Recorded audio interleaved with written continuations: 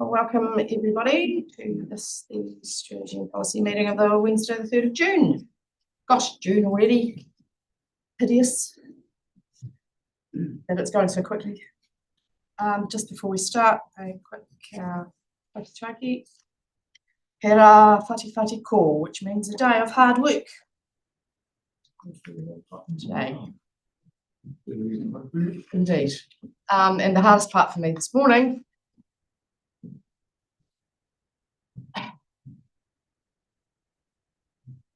is to acknowledge the passing of Janelle Ladbrook, who, as you all know,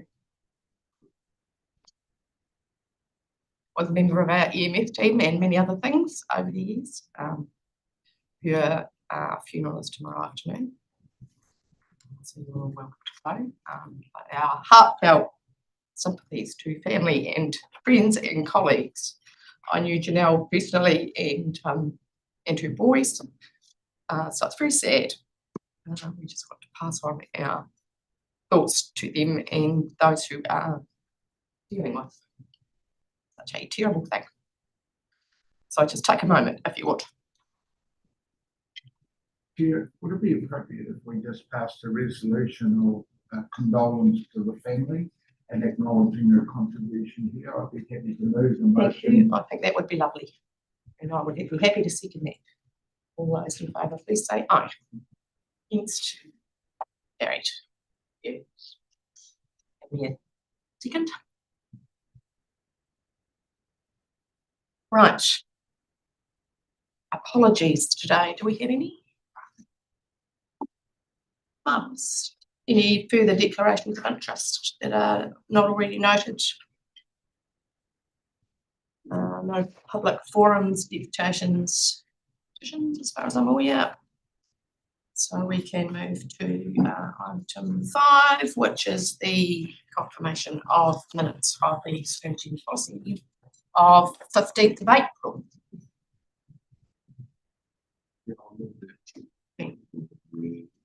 Rose, seconded. Yeah.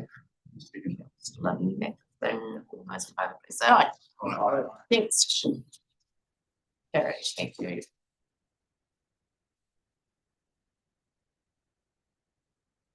No notifications of extraordinary or urgent business. No questions. Are there any chairman or councillors' reports? I don't have anything personally, but is there any councillors got verbal reports?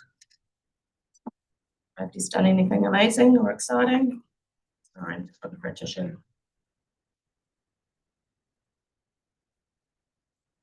Okay. Moving speedily on then to 9.1, the Government Policy and Legislation Monitor.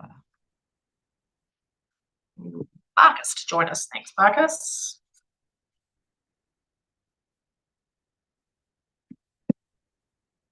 Thank you, Chair. As you well know, this is a regular report up to Council for your information around policy changes in the government.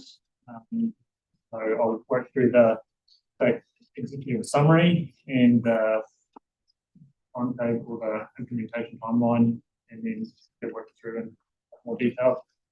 Shana was going to be here too, but she will not do the role, so we'll make a way through. So first one on the executive summary is the Head Start pathway.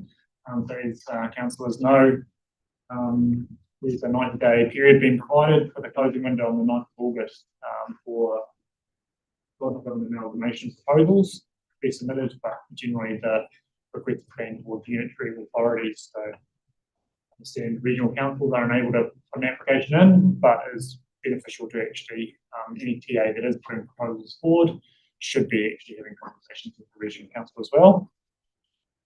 National Direction Program is continuing the tranche 2 progression with National Environmental Standards for Marine Aquaculture and Commercial Forestry coming out and taking effect in June this year. More coming the freshwater related reforms part of the new system and under the new resource management reform bills. Conservation law reform, the big announcement since the last policy monitor. There's a significant changes proposed in that space, and looking to workshop changes and council's views on a submission and what a submission could look like on the law reform, given the significant land in Southland that is conservation estate, either national park or stewardship land. It's quite a significant piece in there for us, particularly around North Sound and some of those areas around charging for access and have a good look. So we'll be bringing that back to council workshop for further information. And finally, in the summary, we've got the review of the treaty clauses for Treaty Waitangi. So the government's seeking to amend and change and consolidate references across 23 existing acts in Parliament to include removing treaty clause references from people's statutes and having a bit of a change around in that space. So just wanted to highlight those key aspects. And in addition, what we've included in this policy monitor document is the timeline, so indicating page 14 there of the agenda. There's a bit of a timeline around the resource management reform with the planning bills. There is a couple of grey circles at the top. The text hasn't come through in the PDF version, but the first one in Q4 2026 is the national election for central government, and Q4 in 2028 is the local body elections. Those circles are on that table on page 14. But we've also got local government reform, the two proposals, basically the rates capping, and there's a reorganisation proposal with the approach, climate change, and then the emergency management consultation too for those key aspects in that timeline. So I wonder if Shana wants to work through a little bit more detail of the updates to the rest of the policy monitor. Welcome, Sean. I would like to take you through the pages of the right. So, as you are aware, the parts marked in red indicate the updates that have been used last version of the policy monitor.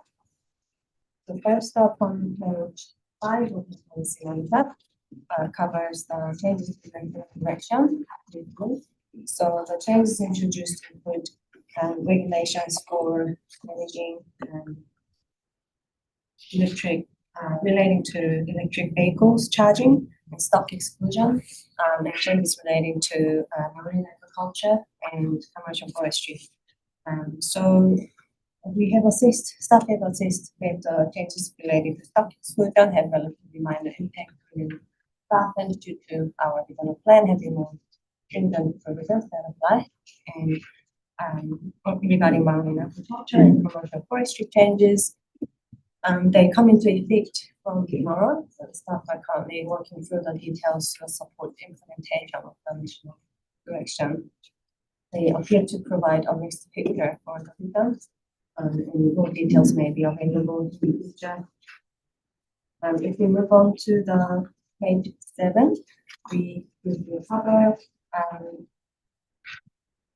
update relating to fresh from farm plans, and as you will be aware, there has been an extension of that deadline to November 2027. I will briefly discuss the details related to how farms on small scale are managed. Then there may be opportunities to discuss the farm plan aspect.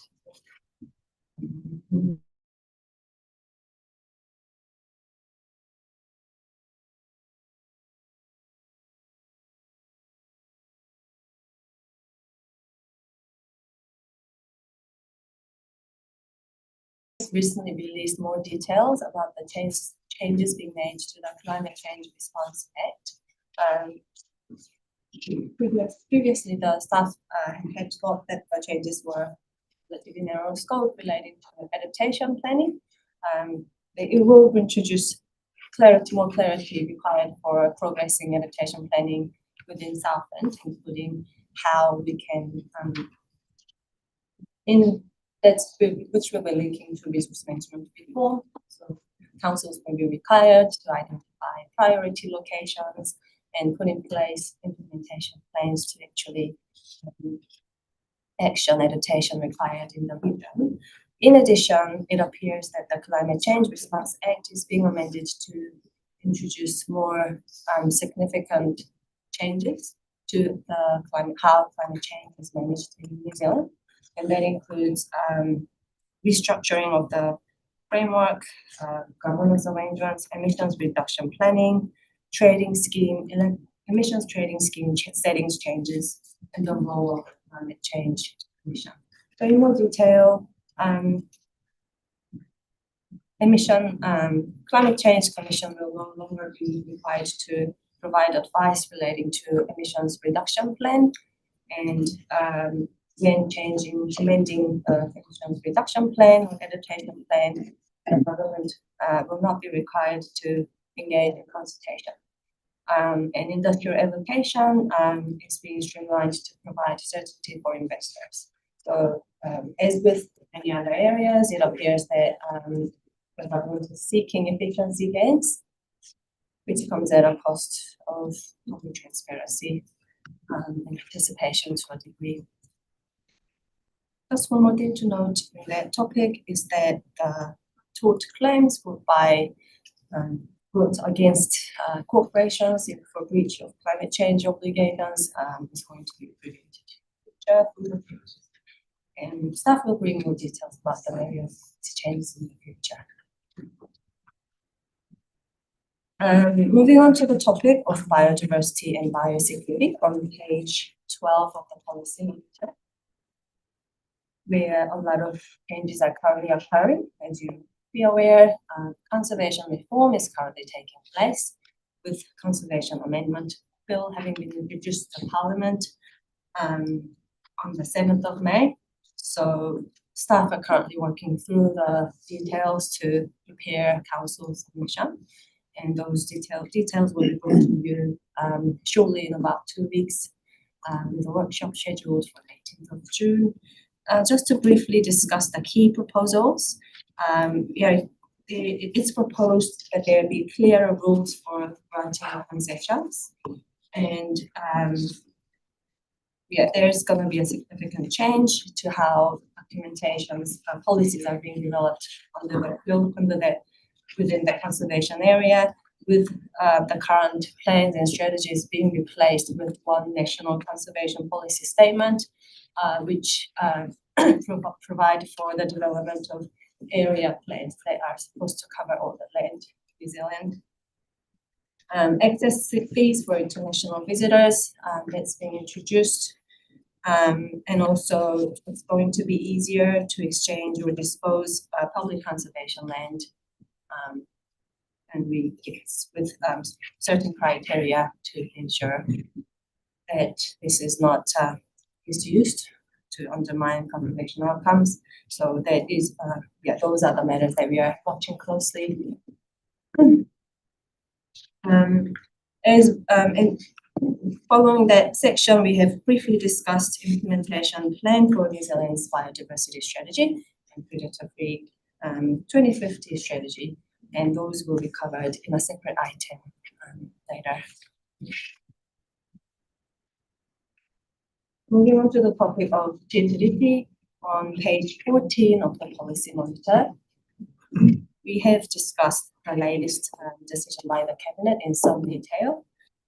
They relate to the references that are being repealed in 7 acts, and this is being amended in 2, and there are going to be 10 acts that are to have no higher standards than take into account the principles of the treaty to be taken into account. So those, as you may be aware, those changes are being introduced to introduce certainty in terms of how treaty considerations are used to develop the national.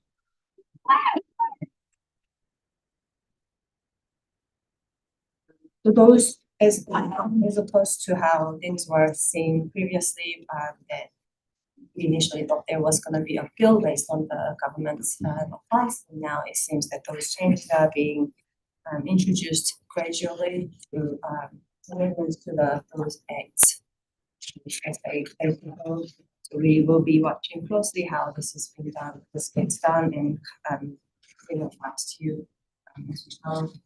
One thing to note is that linking back to the conservation law reform, part of the change proposed is clarifying within the law how the three principles are to be given effect to. So that's separate to this discussion, but that is also happening in parallel.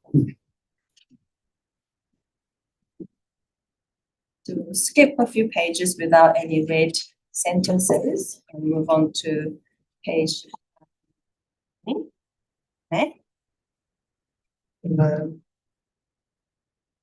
may have had a chance to discuss hear from Marcus about this simplifying local government proposal. So the Head Start pathway was announced by the government on the 5th of May, providing for the territorial authorities to bring together a collective local government reorganization proposal and with regional council discontinuing beyond the end of 2028.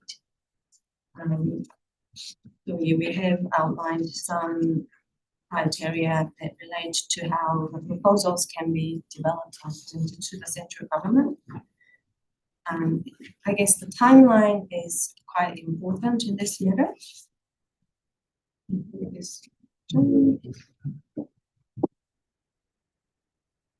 So councils that do not participate in the Head Start pathway will be subject to a backstop process, applying after the 2028 local elections.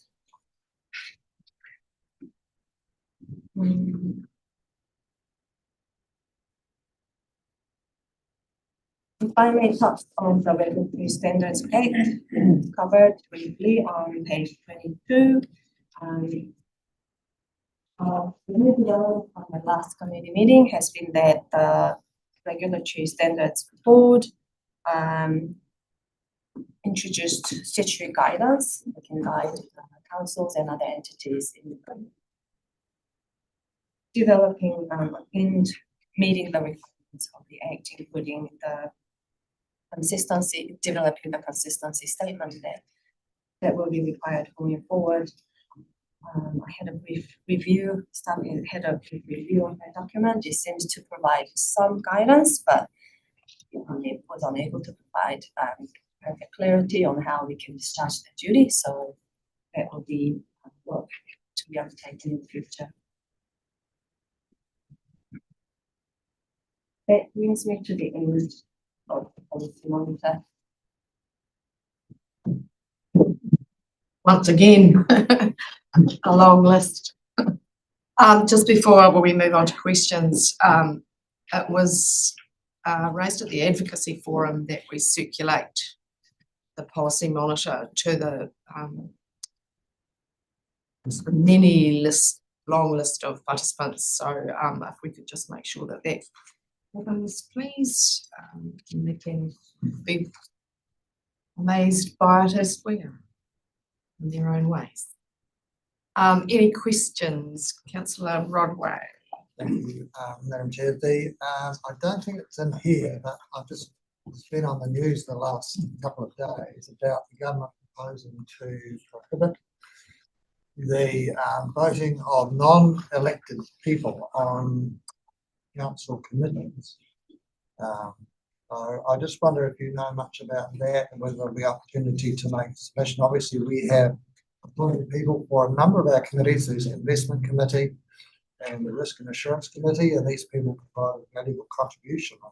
I dare say that we would be lost without them. Probably a bit of an exaggeration, but they certainly are a valuable contribution. So I wouldn't like to see that be lost. And if there is an opportunity to make an input into that, I'm sure other councils will be doing that as well. But that's a bit of a worry, I think. Great. Yep. Through you, Madam Chair. Unfortunately, no, there is no opportunity to prepare submissions. However, I do note that councils are preparing letters at any rate, pointing out what the introduction of this will do. I've spoken to Amy Kubrick, GM People and Governance about that last night. We didn't have much of a heads up that this was occurring. I think Sam told us yesterday morning. And so Amy is doing a rapid review, but her initial view is that this does introduce particular challenges for where we have an independent chair on our subcommittees. But as further detail comes out from the government, we'll be working through what that means for our governance structures and standing orders. Do you know what the timeframe is for the journey? I don't know. Marcus, do you know? Through you, Madam Chair, I don't know, but in terms of answering some of the questions too, effectively the input would still be, they're allowed to sit at the table, those representatives, but it would be fully voting rights is the thing that I've got at the moment. So, And they can't contribute the quorum. Right, that will still be there to offer their advice. Yeah. Councillor Rose? Yeah, at the end of the Freshwater Farm Plan report on page 8 and page 20 of our agenda, there's a comment about staff understanding the Ministry of Environment is not yet able to provide timeframes or detail on potential changes to the Freshwater Farm Plan requirements. I just wondered if there'd been anything popped through, because it's pretty important stuff. Really. Through you, Chair, I absolutely acknowledge it's very important stuff, and without wanting to get into another long discussion about freshwater farm plans, unfortunately, I believe Liz pesters them weekly for updates, particularly around both the timeframe issue, as in when will we know, because that will allow us to work with our wider cohort around what it means and help prepare our farmers, and also what those requirements will be and what status they have relative to the requirements in our own water and land plan. Is it correct, Liz? I got a thumbs up. Let the record show. Thank you, Councillor Pemberton, and then Councillor Morrison. Thank you. Yeah, just on farm plans, does the consent team sort of have an idea of how many consents are up for renewal that will lead to the requirement of farm plans for those consents to be completed? And I guess my question is around rhetoric is we are not doing farm plans, but the reality is we are, and do we have the resources as these consents roll over, given that we have the 3-year extension, but some are choosing not to do that? Through you, Madam Chair, we the intention piece is the difficult piece of data for us to capture, and although obviously we know what pre-applications are booked and what the subject matter is of those pre-applications, I can, but I don't think there's a specific record of that. I can give you historical data, as we've seen over the last few months, applications being submitted, and so I'm very happy to take that as a question and provide that back as an answer with the specific numbers. Councillor Morrison. Yeah, I'm kind of curious about the Regulatory Standards Act, and if I could ask a question on that one. The comes into effect fully from the 1st of July, I understand. This government has been pretty active and ambitious with reform program and policy changes and pushing many through. Does the Regulatory Standards Act seem likely to slow the central government process by imposing upon government additional obligations in respect of managing legislation through Parliament? I guess what I'm asking is, are we seeing kind of a rush to get things done before the 1st of July, and then will things significantly slow down as a result of the Regulatory Standards Act and the obligations imposed by it?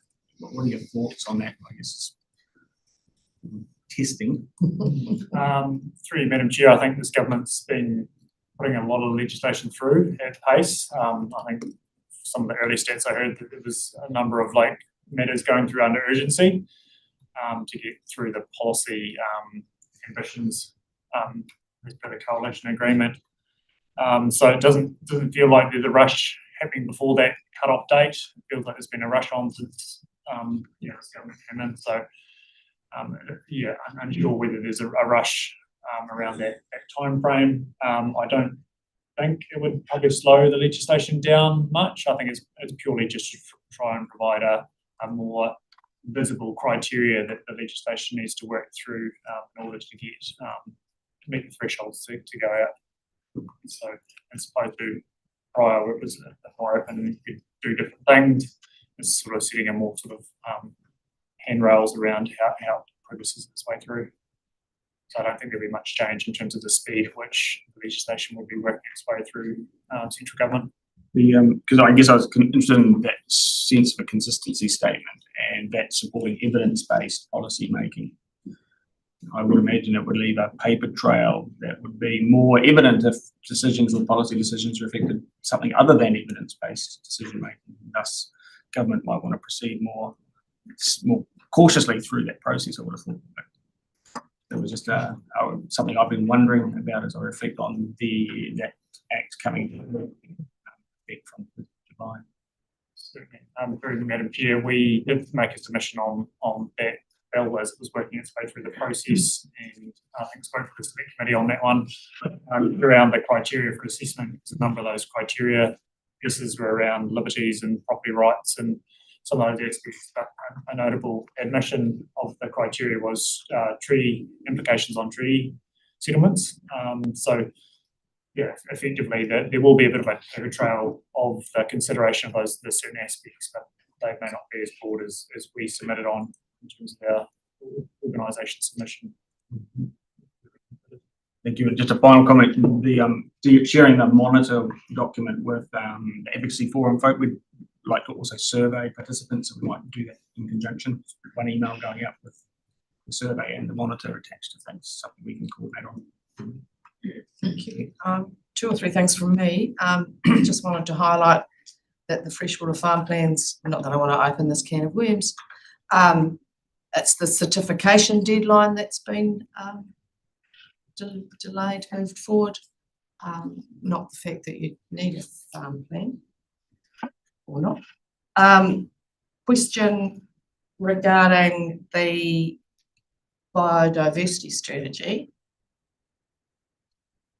And I'm just wondering if you've applied your brains to how that fits with the biosecurity and pest management side, because in my mind, biodiversity and biosecurity kind of go together.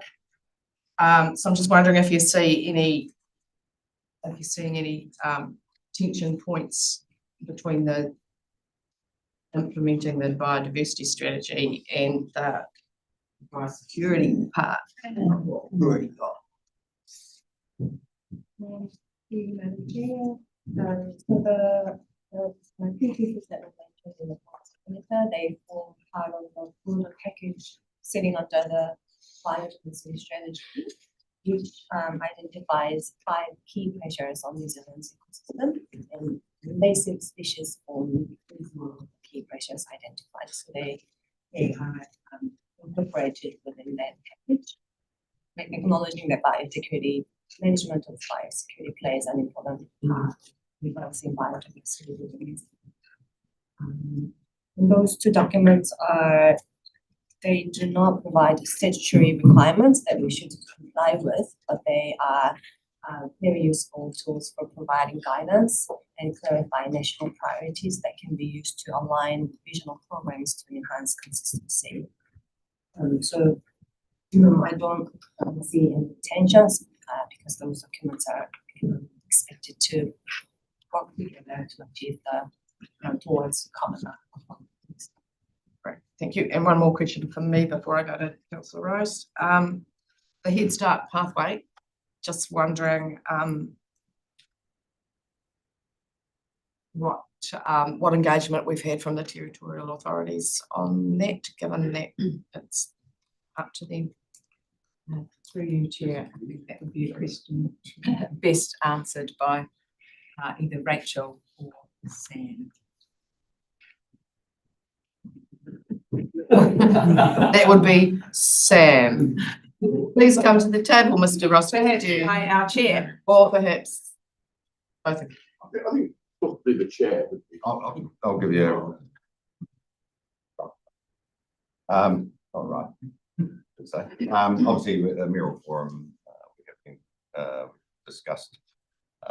We did have a meeting in regards to this. When the Head Start proposal came out, and certainly we're wanting to work together and have a think about it. And so I want to make that clear that we are discussing things. in regards to this, what we're doing, and obviously, some mayors have come out and put a peg in the sand and sort of got the discussion going. So, but once again, it's all about the community.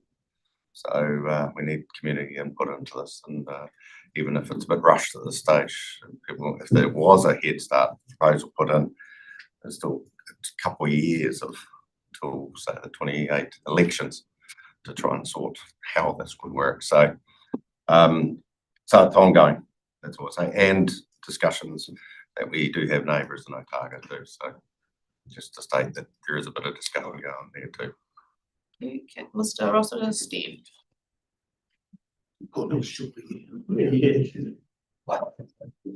Sorry, yeah.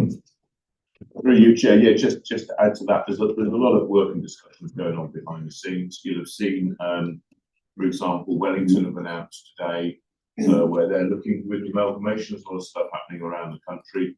I'm not sure how many of these Head Start proposals will actually make the 90-day deadline. I think some people came out with some very ambitious ideas on day 1, 2 and 3, and now we're on day 20 something. People have realised there's so much work to go on. We're continuing to connect with the LGC as well on our, and that's at all levels. So so we've got a meeting with the consultants, Martin Jenkins, next Monday, and at senior officer level as well as political level, we continue to have those discussions. There's still we're still working out how these two parallel processes actually intertwine. And obviously, as you know, there are very different sets of guardrails around each of them, and they don't necessarily intersect as we would like. But that work is continuing, and we'll have much more of an idea about where we're going with both of those in another week or so's time, and we'll update council on that. Right, thank you. Councillor Morrison, is your point on this topic? Yeah, yes. Councillor Rose, I haven't forgotten, but I'll get Councillor Morrison to on this Yeah, topic. I'm just going to observe that on this topic, there has to date been no coordinated public and communication or engagement effort from the Mayoral Forum. That remains a possibility, but time is tight, given that 9 August is the deadline. Watching across the border in Otago, for example, the Mayoral Forum has a short, simple survey that they're using to elicit perspectives from the community. We could replicate that if there was a desire to do so. But that's one of the democratic legitimacy challenges of this process, is the public engagement opportunities are really, really constrained. I think the Mayor of Wellington alluded to that this morning, that there is simply no time for a conversation with the public, given the undue haste with which proposals can be required under the Head Start process. So from that basis, you could argue that democratic legitimacy has been compromised in this case if a Head Start process is required. It's definitely an observation watching what's happening. And that could perhaps come up at full council survey. Right, thank you, Councillor Rose, for your patience. No comments. Thank you, Chair. And on page 21, 33 of our agenda, it talks about local government system improvements, and there was a bill to reduce pressure on council rates, and one of the outcomes they were looking for was mandatory disclosure of contractor and consultant spending. I just wondered, do we actually do this, or are we considering doing it just to aid transparency around those sort of costs? Sorry, Councillor, tell me the page number again. 33 of our agenda, it's page 21 of the report. Yep. It's the third bullet point there under local government system improvement. Mandatory disclosure of contractor and consultant spending. I just wonder, do we already do this, or are we looking towards doing that just to aid transparency around those costs? Through you, Madam Chair, I'd have to ask Patrick that. I don't know the answer to that question, but I'll take it as a question, and if that's all right, Councillor Rose, and provide that answer. Certainly will be some things in annual. Thanks, everybody. Interesting conversation. Somebody like to move that recommendation. Thanks, Councillor Evans, seconded Councillor Rose. All those in favour, please say aye. Actually, I just remembered a question. Sorry, breaking my own rules. Going back to Councillor Rodway's point about voting rights of the appointed. I'd be interested to know what Te Kahika's view is at some point and what they're doing in that space. Thank you. Right, 9.2. Strategy, policy and regional planning update. Liz. Yeah. Madam Chair, a couple of highlights from my aspects. So we talked through government reform.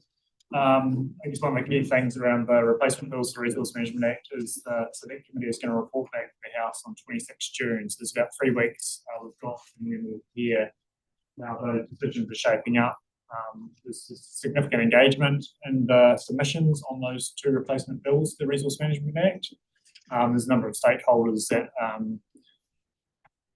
we're looking for changes in the realisation that some of those changes haven't been brought through in the legislation. So there's some significant redrafting, I understand, suggested in some of those bills. So it'll be interesting to see what's come out of that process of public consultation and the time frame we've got from the 24th or the 26th of June, the 24th of September is when the House effectively shuts up shop for legislative changes prior to the election. So there's only a few months to get those last pieces of legislation through the gate.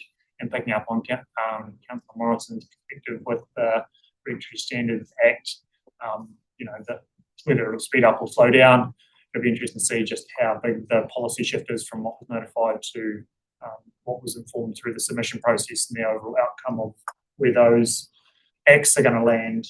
Still the government's intention to have them finalised and have royal assent prior to the election. So it'd be interesting to see just how far through that process gets and how speedy and how efficient and any compromises on quality through that process of those few short months between those phases.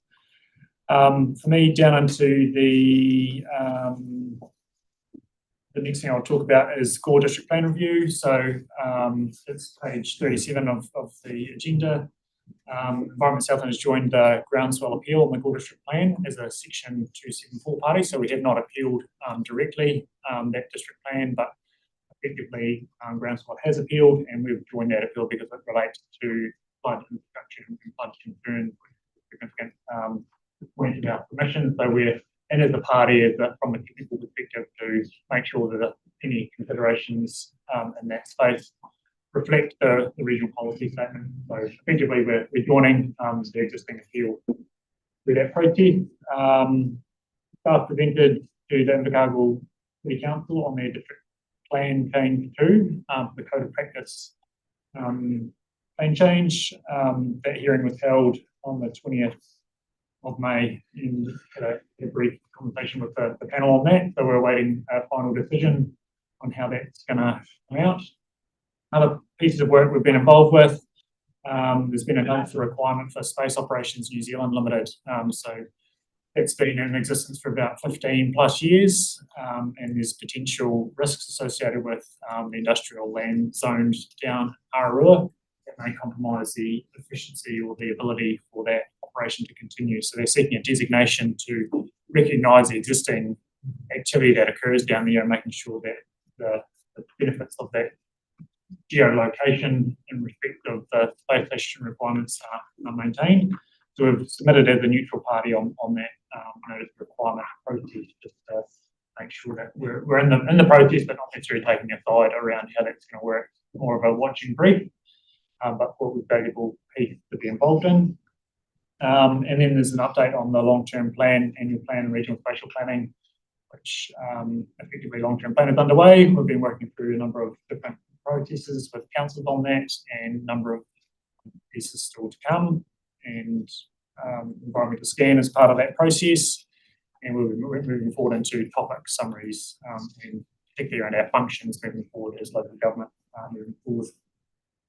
Annual plan space, workshop yesterday with councillors that you'll be well aware of around that space. I won't labour it too much, but effectively it's going to inform future rates increases in the next financial year for council. And a quick update on the Murihuku Southland Regional Spatial Plan. Early engagement with the TAs and Te Amarama and Environment Southland has been going well, and we're working through a plan to deliver a regional spatial plan. We're getting papers up through the Chief Executive Forum and the Mural Forum, and we've been doing a number of internal pieces of work to ensure that as an organisation we're ready to go once the legislation lands and we get some clarity around the process. Certainly building our understanding, building our awareness, and the information to assist with that busy piece of work that's going to happen at that pace.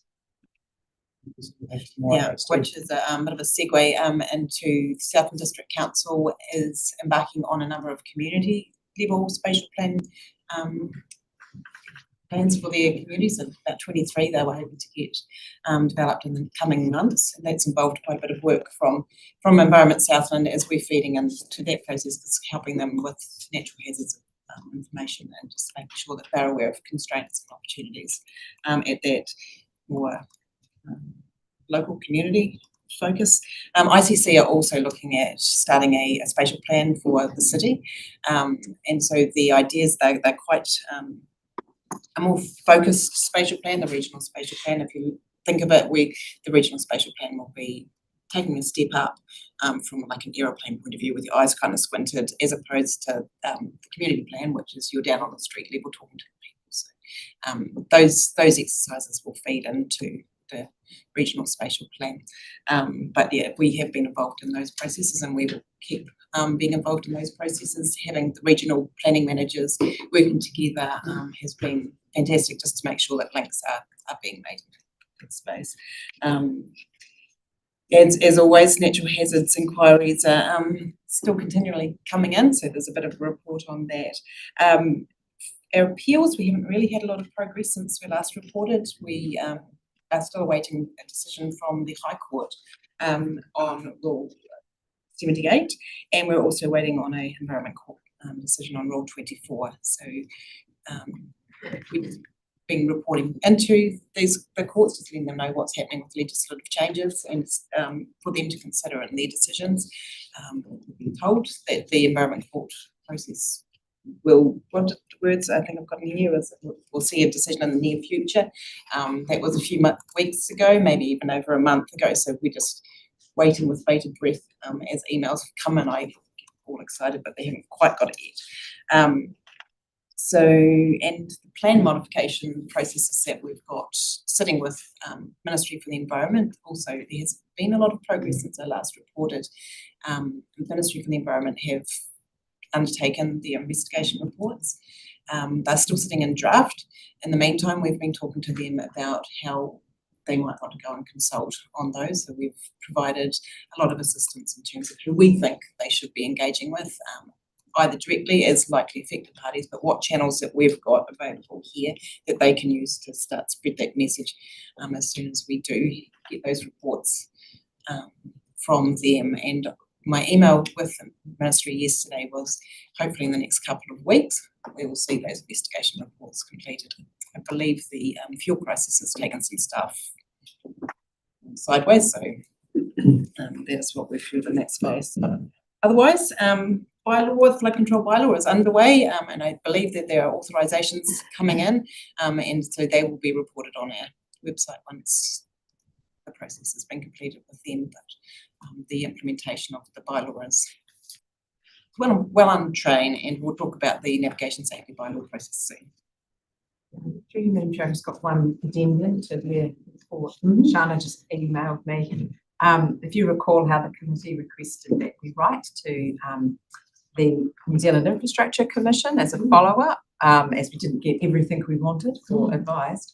They have now written to us as of this morning, firstly apologising for their delayed response, but more importantly, noting their appreciation for our engagement and inviting us to converse with them further on this matter, and suggesting a time for staff to meet with their staff on the 15th, around the 15th of June. So stoked. Thank you. Yay, an almost outcome. And almost. Thank you. I've got councillor Morrison and then councillor Robley.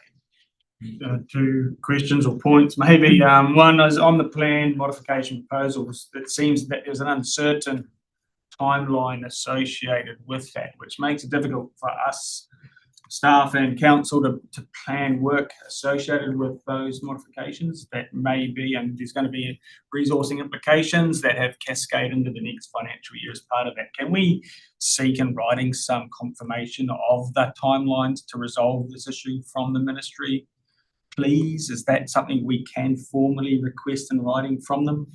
Because it's growing increasingly painful to remain in an area of uncertainty where there's so much other uncertainty out there preventing us from moving forward with things that make a positive effect on our environment. That would be point number one. Point number two, and it kind of connects with a comment that was updated in the previous agenda item around removal of tort obligations for corporate entities being held accountable for climate change damage. I guess the question that emerges for me, and it connects probably to our nitrate hotspot challenge and our nitrate contamination of groundwater, is does that shift the likelihood to local government that local government will be in the future held accountable for environmental outcomes to a greater degree? If corporates are not going to be held accountable, do people traverse left and go, well, who's the next target we can in some way hold accountable for the degraded outcomes that the community is experiencing?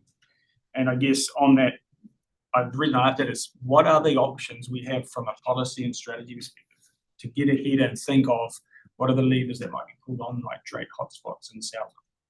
Is there anything from a policy perspective available to us on nitrate hotspots? Or are we rendered helpless, weaponless, disempowered in this respect at this point in time in the transition period? Through Chair. Of course, the avenue already exists for individuals or parties to seek court action to determine whether we've breached our statutory obligations and duties.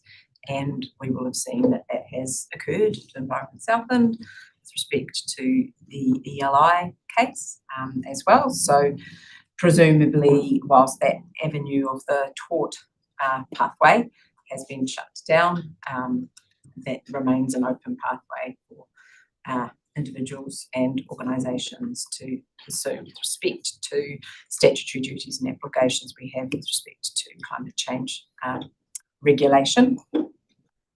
Then with respect to nitrates, following our workshop that we had with yourselves, which set out both statutory and non-statutory pathways, we are working to come back to you with proposals that look at those. And of course, in yesterday's annual plan workshop, we talked about a piece of science work focused on Gore, as well as a range of options that will all support and be informed by that particular work. So that is something that we will come back to the council on for decisions with respect to regulatory and non-regulatory pathways. Well, but I think the conversation was largely non-regulatory pathways. At this point in time, correct. So there are no regulatory pathways really available in this instance on the issue. Yes, through you, Chair. Yes, that was our conclusion presented to you at the workshop, is that the regulatory pathways that we had previously were shut down. There are still regulatory options that could be considered. However, the regional council's role, I'm thinking of, for example, a bylaw with respect to nitrates, has a fairly limited and supportive role in that. Unfortunately, that is something, from our perspective, that is something that needs to be led by a territorial authority under the Services Act. Councillor Robley. Oh, thank you. Yes, I can support Councillor Morrison. He says it's the word about nitrate hotspots is really, I think, and I wonder if the council could consider this as a little bit misleading. It's more like a radiative glow over the whole of our pre-drained soils throughout Southland, so more than just one hotspot, or that could be a bit misleading.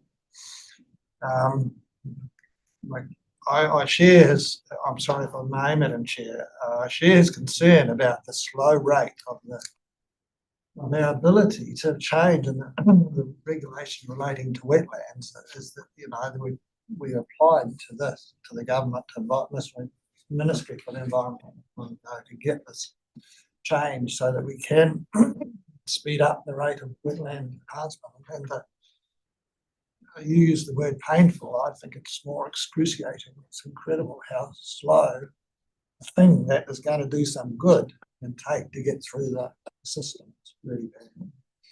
But my question, Madam Chair, relates to freshwater farm plans on page 37. There's a sentence there that says that farm operator must submit that farm plan to a certifier by later than the 27th of November, and I presume that really should be 18 months after the date on which the farm meets the land use threshold under section 217D. I wonder what that section says. So it's my understanding is that's the provision that outlines the 50 hectare threshold, or I think there may be the dairy number. I haven't got the section in front of me, but it's a threshold that requires a certified, requires a farm plan under in the RMA. So if you were to amalgamate your properties and all of a sudden it becomes that 50 hectare threshold, then you've got 18 months from that of the amalgamation or the date that that threshold is met. Or if you were to convert your farm into a dairy operation that wasn't necessarily one before then, maybe that date, I'm pretty sure that that is part of section 217D. The 18 months would go from then as opposed to from now. Now, I wasn't really aware of that before. I didn't know there was a intensity threshold that applied. I thought that applied to everybody if you had a property over 50 hectares or 20 hectares. Yeah, under the Resource Management Act, they changed it so that there's a 50 hectare threshold. Right. So the 20 hectares sits in our water and land plan. You're talking about some intensity threshold, are you? So note the, sorry, pull up section 217. There was a provision in 217 that referred to if you had a dairy supply number, then you were required to have a freshwater farm plan. Then I come back to you on that. Yeah, that would be helpful. Thanks. So should that be or rather than and? We don't have to comply with both of those things.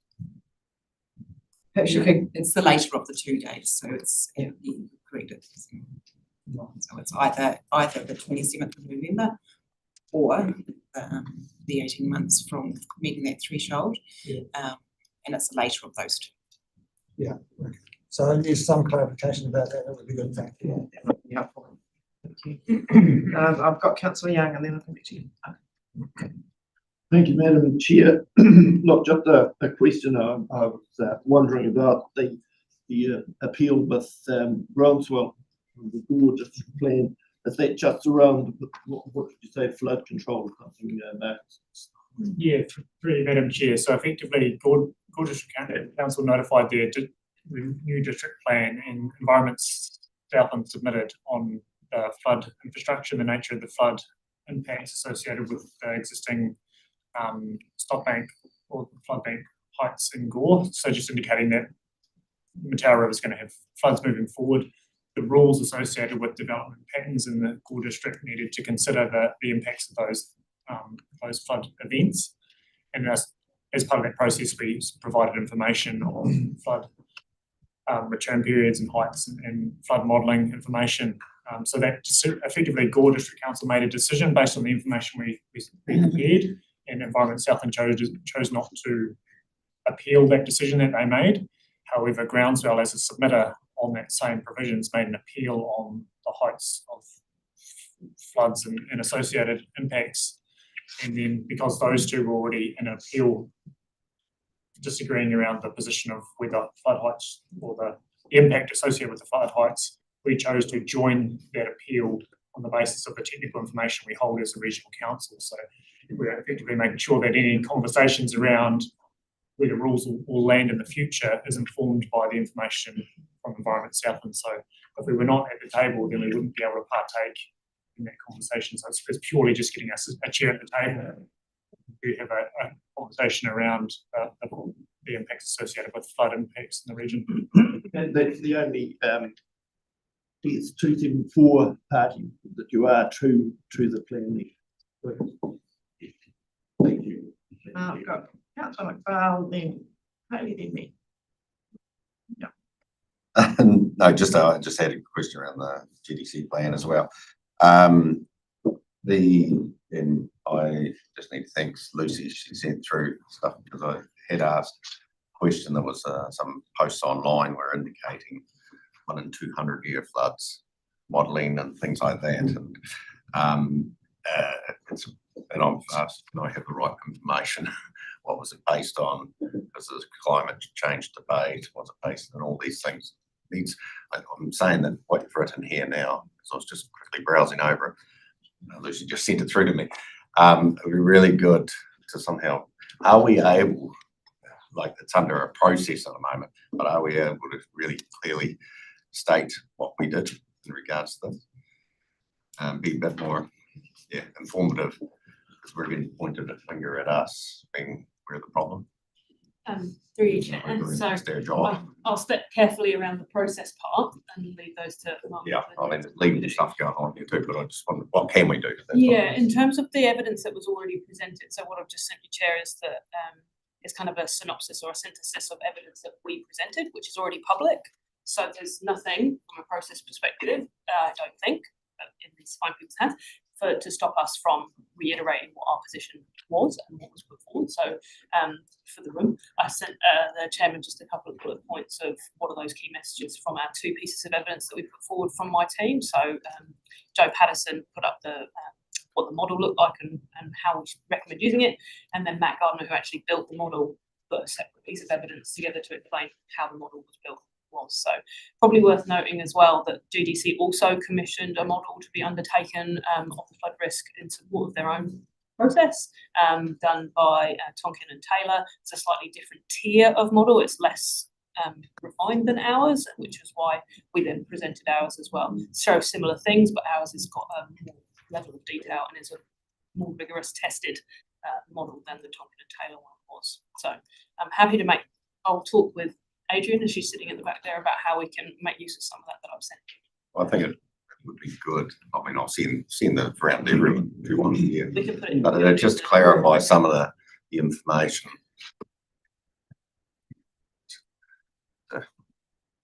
Sound really quite bad, but And through you, Chair, at the very least, I can put it in your newsletter, so everybody will get the same message from today, and I'll talk with Adrian and the comms team about how we can. Thank you. Just Madam Chair, if I could add just a little bit more, in the absence of detailed flood modelling, when the district plan was notified, Gore District Council had to come up with a way to manage the flood information. So they set in the notified version of the plan 1 in 200 level for their floor height, and through the submission process, nobody actually made any submissions on that. So the scope they had within the decisions associated with the final version of the plan, they couldn't actually amend that provision that they're notified because there was no scope associated with submission. So I guess there's a legal process you've got to go through to make those plans, and because there was no one submitted against it, there's the ability to move that 1 in 200 year level for floor heights, irrespective of the more detailed flood information that came available as part of the hearing process. Yeah.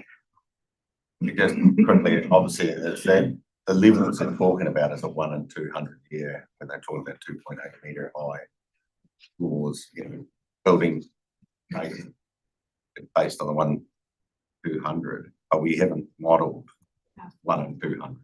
So is that right? I don't think we've modelled the 1 in 200. Yeah, so through you, Madam Chair, effectively, depending where you are in relation to the floodplain, there's different depths associated with where a modelled height would be. So if you're further towards the Hokanuis, a 1 in 200 could be 300 mils. Yeah. But if you're close towards the railway tracks or the main street, then the depth would be different associated with that height.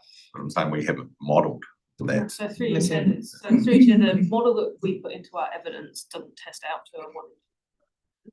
What we presented was a 1 in 100 and a 1 in 50. So that's what the model was built to test to.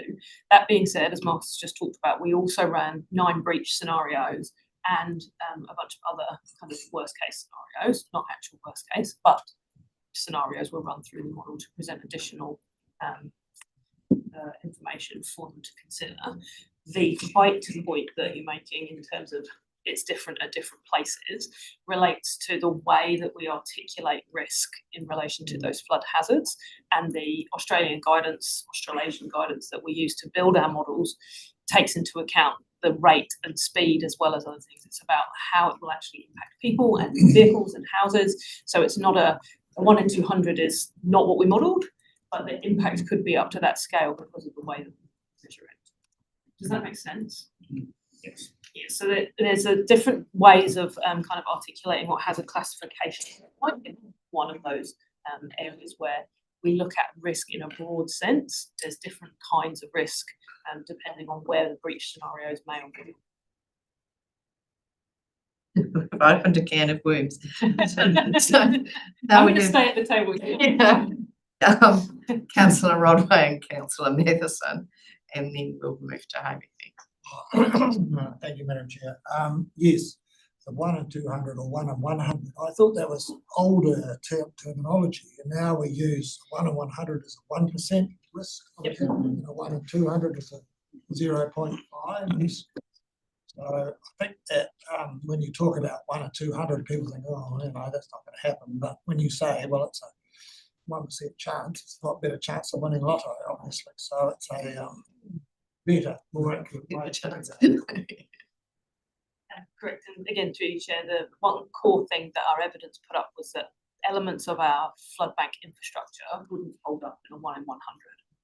And so the language of 1%, there's a 1% chance that elements of our flood bank infrastructure won't hold. And that was a key part of the evidence that we put to the district planning hearing so that they were aware.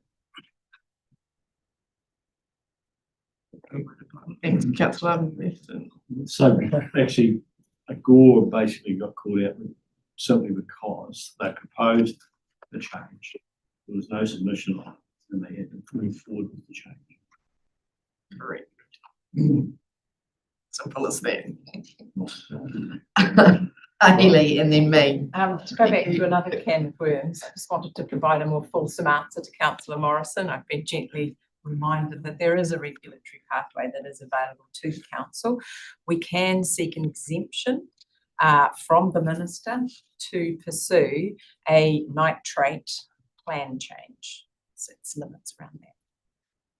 That's a regulatory pathway that's not a permanent solution, that's a reflective of the current transition arrangements. Correct, yes. So that would be under this current resource management regime, acknowledging, of course, that we will shortly be transitioning to a new regime. However, that transition will take some substantial time, during which transitional provisions will apply, which will have substantial weight to the existing regime. So that would put it in the same box as the plan modifications we've already reviewed. Similar box. Yeah.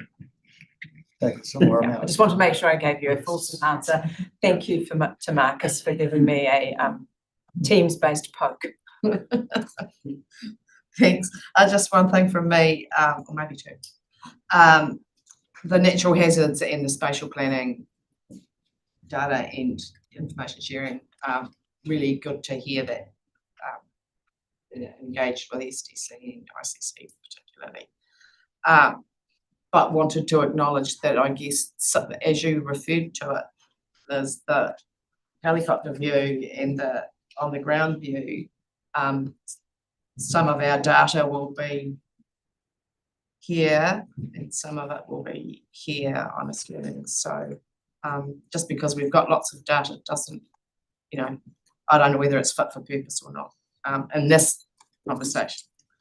But actually my request is that I'm aware that ICC have got a governance level spatial planning approach kind of getting underway, and I think Gore have as well.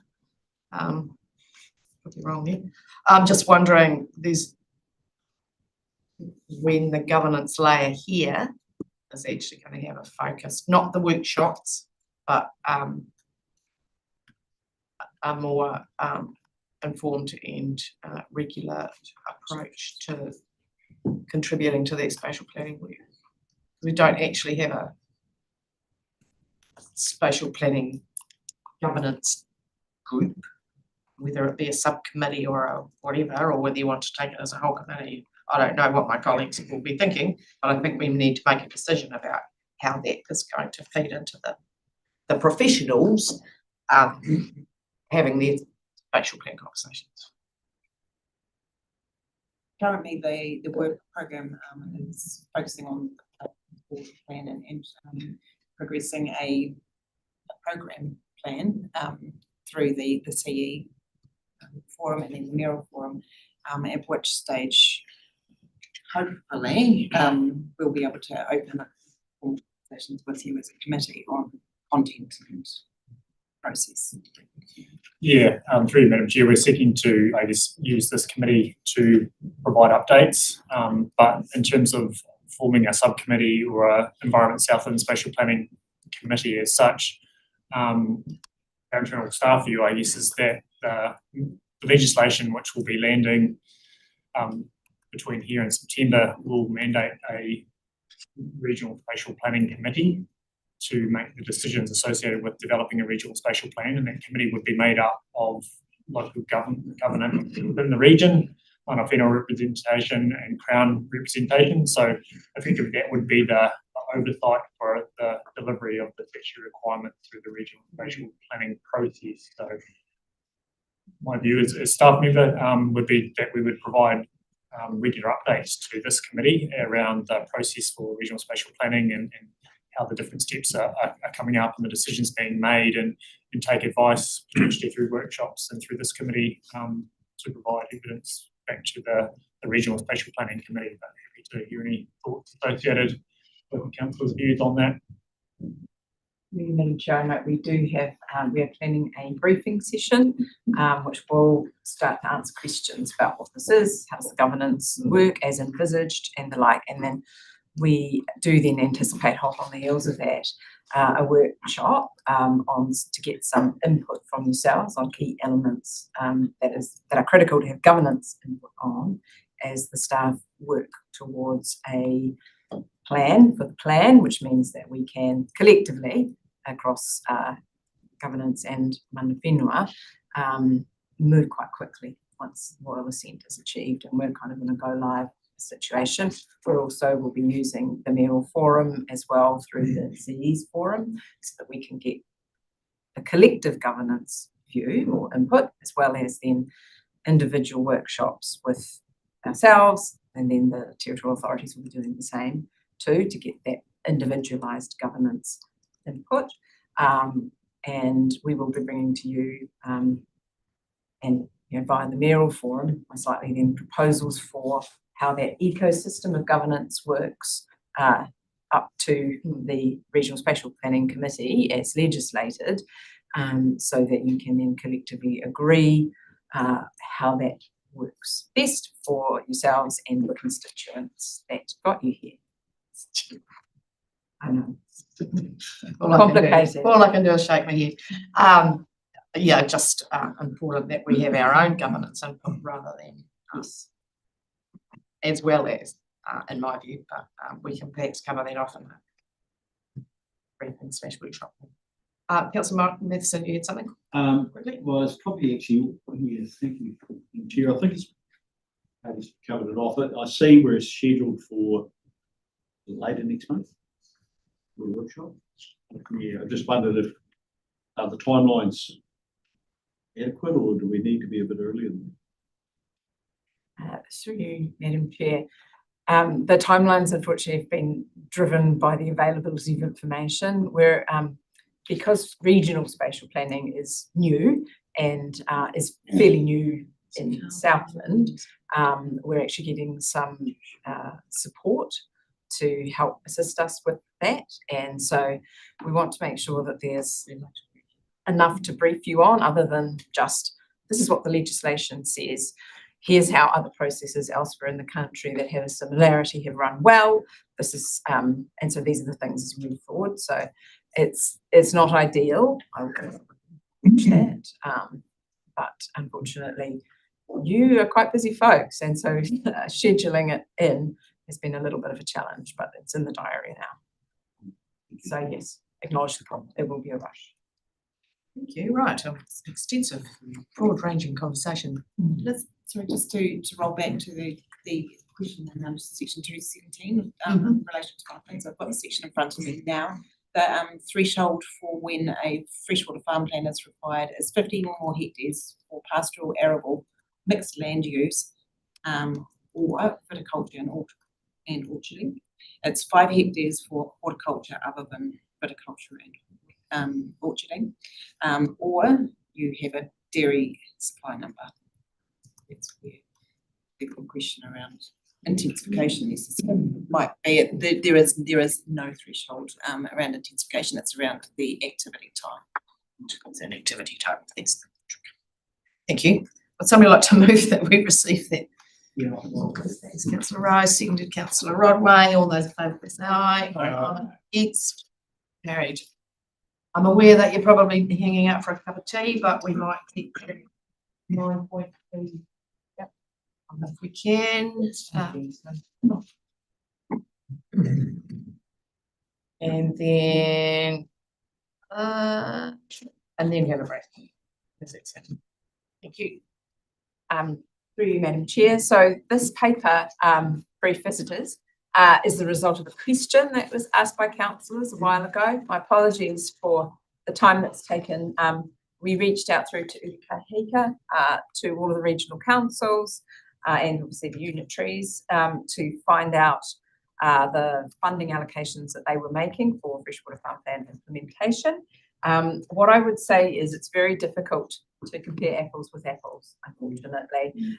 The amount of money that governors have instructed staff to set aside for that implementation and the staff time is very much a reflection of the context of the region, i.e. the farming activities that take place within that region, the regulatory framework, so what the plan says with respect to rules around that, and also the degree to which the governors of a regional council or unitary place in terms of a political priority on implementation of farm plans. So given that extreme variety, I offer this up to you really as a, to answer your question and as a taster for what is happening around the regions. Unfortunately, Carl would be here, but he's at a farm plan workshop in Otautau. So he's out doing the mahi. Yeah. Thank you. Somebody would like to move the recommendation. Just in regards to the costings of that, see where it's getting, but the essential freshwater, is this government funded?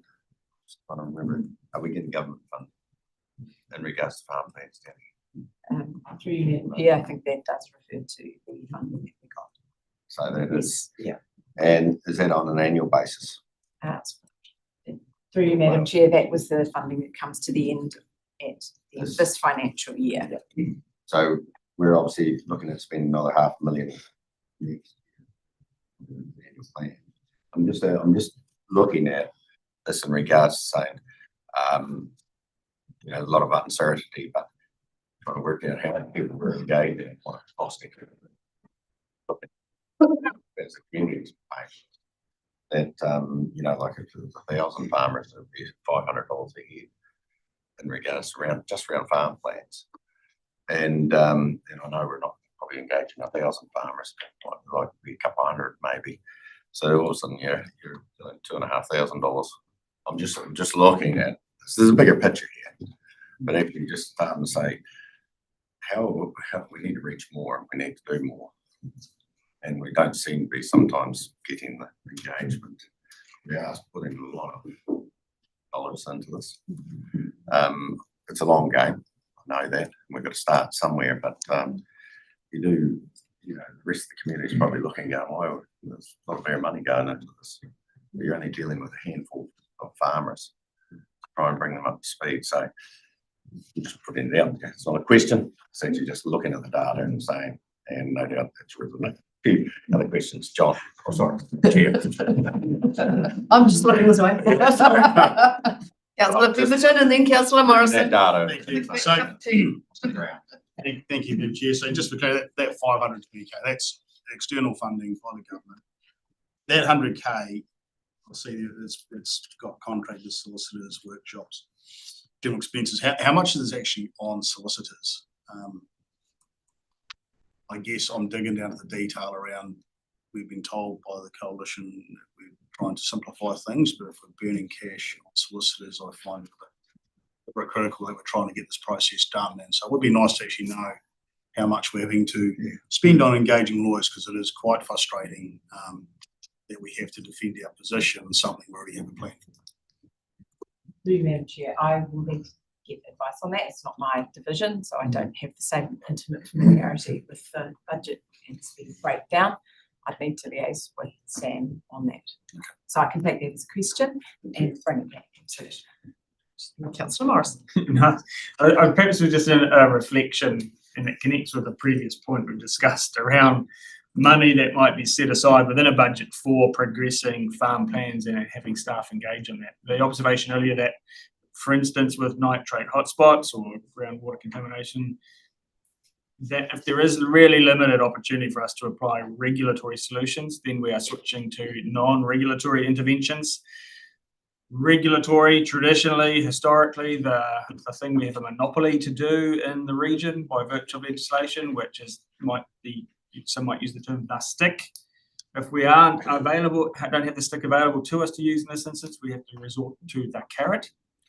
Of course, as a resource constrained and a likely to be rates capped environment in the future, the carrots will be very small.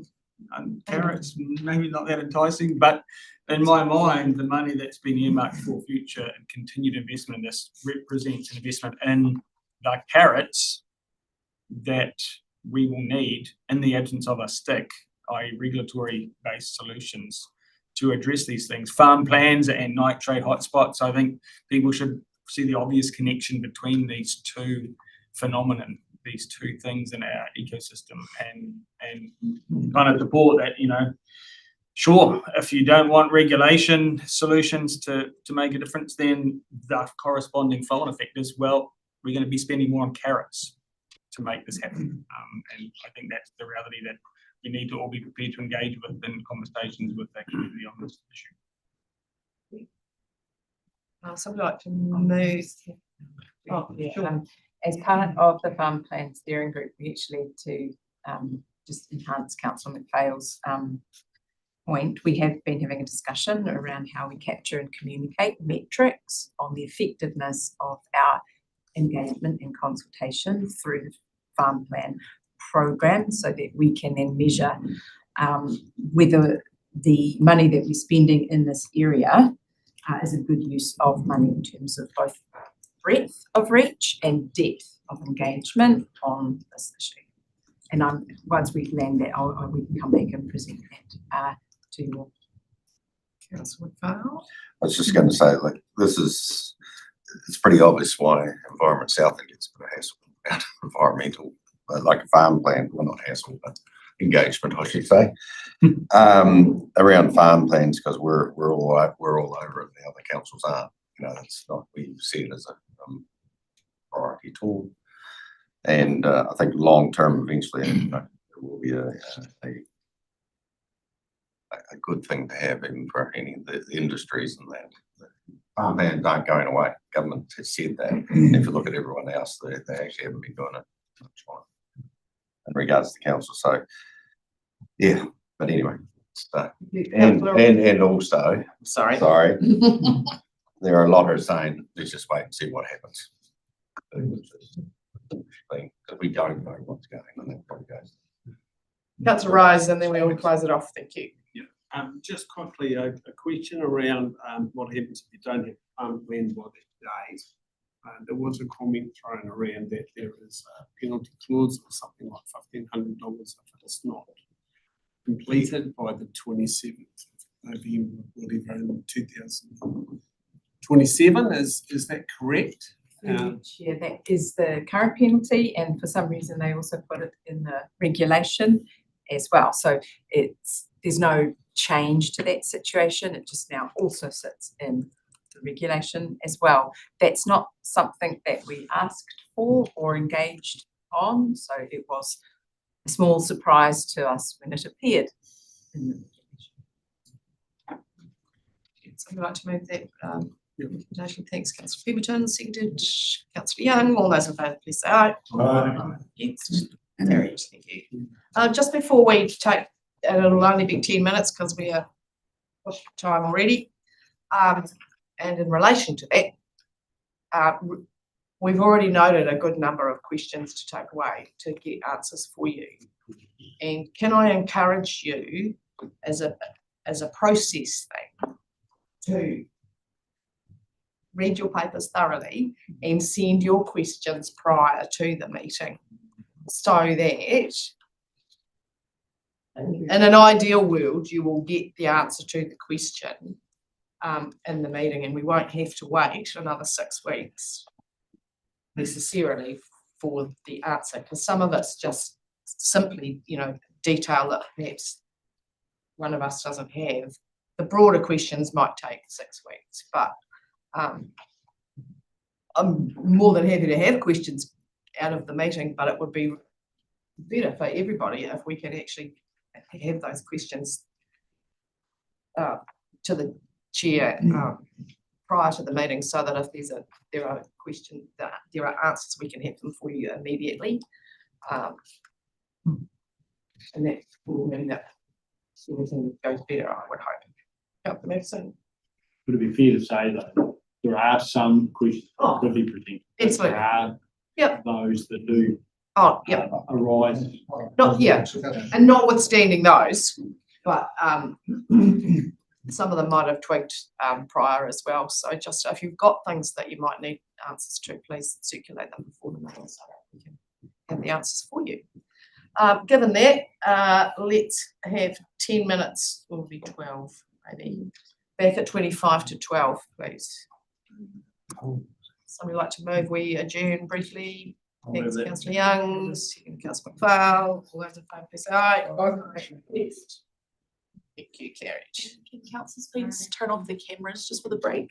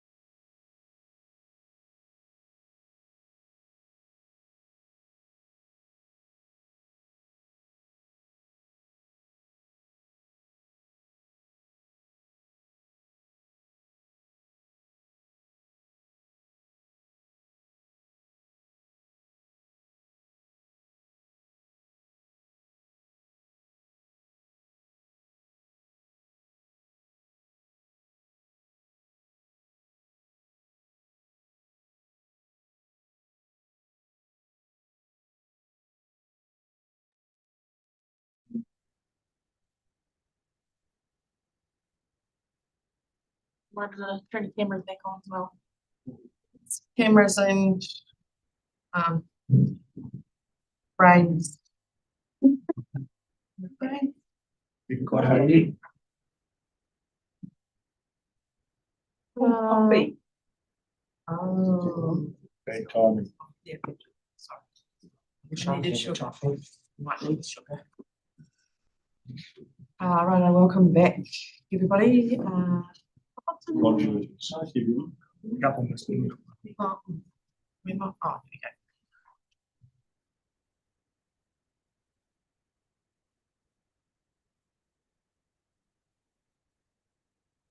Right, we are at 9.4, which is the further consultation on the proposed navigation safety bylaw. I'll let Liz and team start us off. Just start us off. Thank you, Chair. Unfortunately, Lyndon hasn't but Liz is here today, so that's good. The report tables the hearing panel's recommendations on the draft navigation safety bylaw to undertake further consultation on 10 new speed uplifted areas that were identified through the submissions and hearings process. Perhaps we might just take the report as read, if that's all right, and listen to the discussion of the members' wish.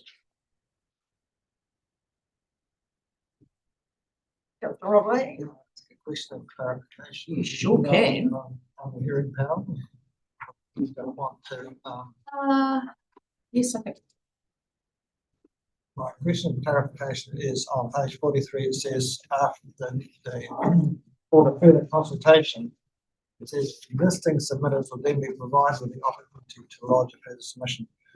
And I wondered, is there a provision for new submitters to make a submission? Look at the idea of sending it out to the game. So anybody could make a Yes, further submission, even if they didn't make that initially. On the further consultation topic only. Yes.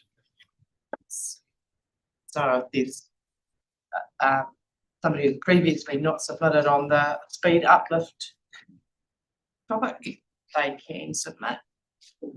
But if they want to submit on something else, we would have to, the panel would have to decide whether it was within scope of that public consultation or not.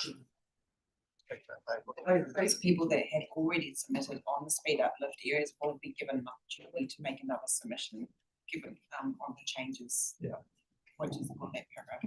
You as well. But new people can as well. Yeah. Just on that. And just to be clear, I'm aware that there's a significant amount of interest in some parts of the bylaw. I just want to make it clear that that no decisions have been made. The hearing has been adjourned. So no decision has been made about any parts of the bylaw until we close off the hearing. And to be very clear, anybody with great concerns about the particular topic cannot engage with the panel or the staff about their concern, because that is outside the process and it negates the process actually. So for anybody that's got constituents who are concerned about anything that came up in the hearing, we can't engage with them on that because it compromises the process. Okay. Apart from that, the recommendations are as the stand. Well, have you got any questions about where we are with that? Mr. Siri? Yeah. Thank you, Madam Chair. Look, I had a query from a constituent that had a couple of months ago, and just for clarity, they thought that there was going to be a speed restriction on the Waiau River from Tuatara down to the lagoon there. But that's Councillor Young, I'm sorry, I have to interrupt you, but because we've got 3 hearing panel members here. Right. No, it was just a query though. Yeah. That's not acceptable. For safety's sake, I would say no. I'll withdraw that then. Any other questions about the recommendations?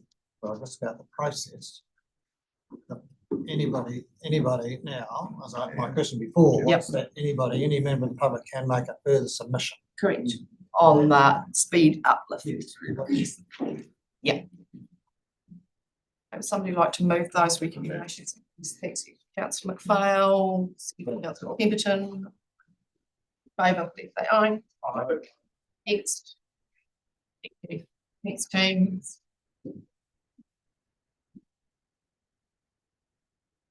$9.5.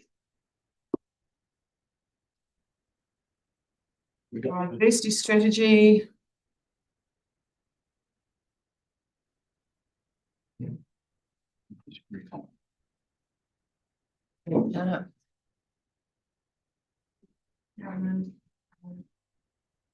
Moving your attention back to what's happening with the national policy interface. I'd like to present our assessment of the impact of the environment Southland submissions on the second implementation plan for our New Zealand biodiversity strategy, Digital-Free 2050 strategy. To provide some details about the background, Department of Conservation undertook a public consultation in February last year, and the council participated by lodging submissions developed with input from council, subject matter experts. The government has recently released the final strategies and policies in the last month, and I'd like to present an overview of the key content and the implications for us, focusing on the impact that council had during the process. So as a reminder, regional councils play a very important role in protecting and enhancing biodiversity, with the Resource Management Act 1991 requiring councils to establish, implement and review objectives, policies and methods for maintaining indigenous biological diversity in New Zealand. In addition, the Biosecurity Act 1993 mandates regional councils to provide leadership to manage pest species effectively in the regions.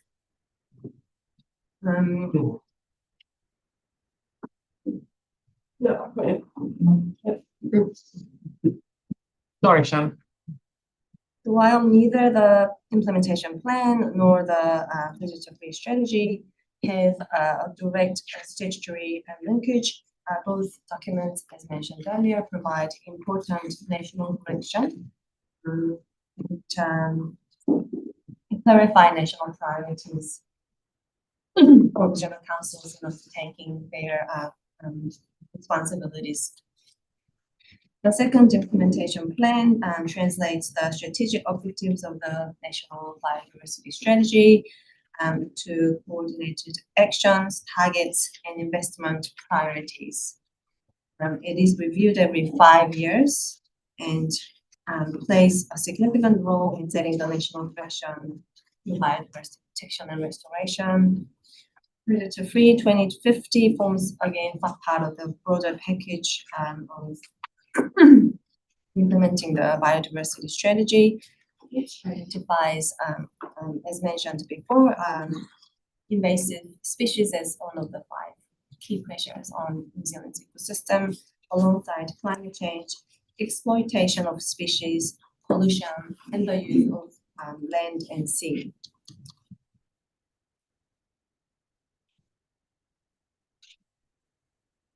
Within Southland, Predator-Free 2050 program has been operating on Makiura since 2020, with ongoing oversight and support from the Predator-Free Southland coordinator made up of Ngāi Tahu, Department of Conservation, Environment Southland, and territorial authorities. Overall, Environment Southland submissions appear to have had a meaningful influence on the final form of both national policy documents. With the implementation plan, the final plan shows improvement on the draft in several respects. It retains 4 priority themes, which are identifying priorities, funding, knowledge, and capability, but reframes them as more outcomes for the first two statements. Of, for your information, the copies, Environment South End submissions have been attached to the item for your reference. So now focusing on the examples of clear successes of Environment South End's impact, they include strengthening the linkages between the implementation plan and the parent biodiversity strategy, which we identified as a potential issue in the submission. That was strengthened significantly during the policy development process. Our council's submission have also achieved improved recognition of Māori participation, including the promotion of Matauranga Māori in biodiversity-related decision-making, and so I think that may have made a similar submission on this point. The other point that was emphasized in the council's submission was the need for caution when inviting private investment into biodiversity priorities to ensure that conservation outcomes are not nice. And in fact, council's comments in the submission were quoted directly in the summary of submissions. And these examples demonstrate that the council's role in shaping national policy frameworks by contributing the local insights and the perspectives from implementation experience, as well as expertise developed across a wide range of disciplines, so that these examples serve to prove the value that this council has been providing to contribute to national policy development process. Moving on to just go back one step, and I'd like to discuss the area that didn't really change through the policy development process. So one of the comments we have made in the council submission is that there is a need to specify mechanisms to support biodiversity outcomes and priorities of private land, because that was highlighted as an important area in the vision plan without providing details as to how that can be taken. And this area this priority didn't really progress through the development process and was reduced in scope. And it appears to highlight the challenge that comes with trying to improve biodiversity and biosecurity outcomes of private land. And the ongoing resource management reform will be highly relevant to how things progress in the space.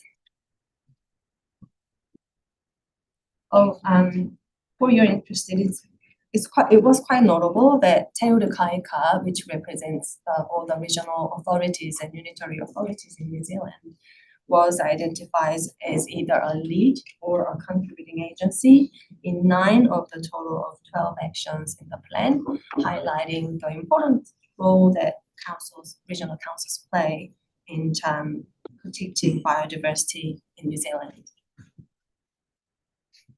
We have outlined some actions that are to progress immediately.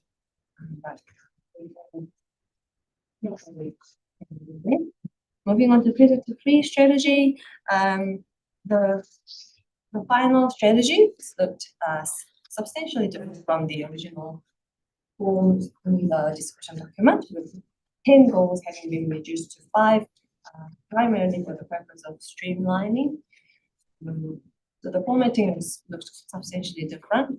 In terms of content, it appears that the council submission had a significant influence on the final outcome, including inclusion of the feral cats as one of the target species alongside rats, stoats, and possums. This is a welcome change given the negative impact they have on native bird populations. Councils had also sought clarification on several ambiguous aspects which appeared to have been clarified. However, there were some matters that were not adopted, taken up by the Department of Conservation. That includes our request for providing for regional customization to reflect local circumstances in managing pest species, and also a suggestion to make available a formal framework for monitoring the performance of the outcomes of predator-free initiatives.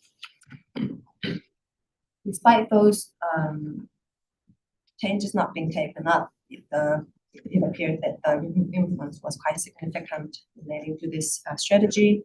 The Department of Conservation will publish regular progress reports highlighting achievements and lessons learned. Going forward, as highlighted before, these national policy documents provide very valuable guidance about how councils can deliver the relevant operations effectively, contributing to consistency across the nation. And we would recommend that the insight gained from this exercise be used to inform how we engage with central government going forward through the ongoing reforms, as they provide a reference point that central government can be held accountable to. That brings me to the end of my. Thank you. Councillor Pemberton and Councillor Roy. Thank you, Madam Chair. Great recommendations there, and I was just wondering if we could be more direct, I guess, when it comes to the submissions to the Department of Conservation.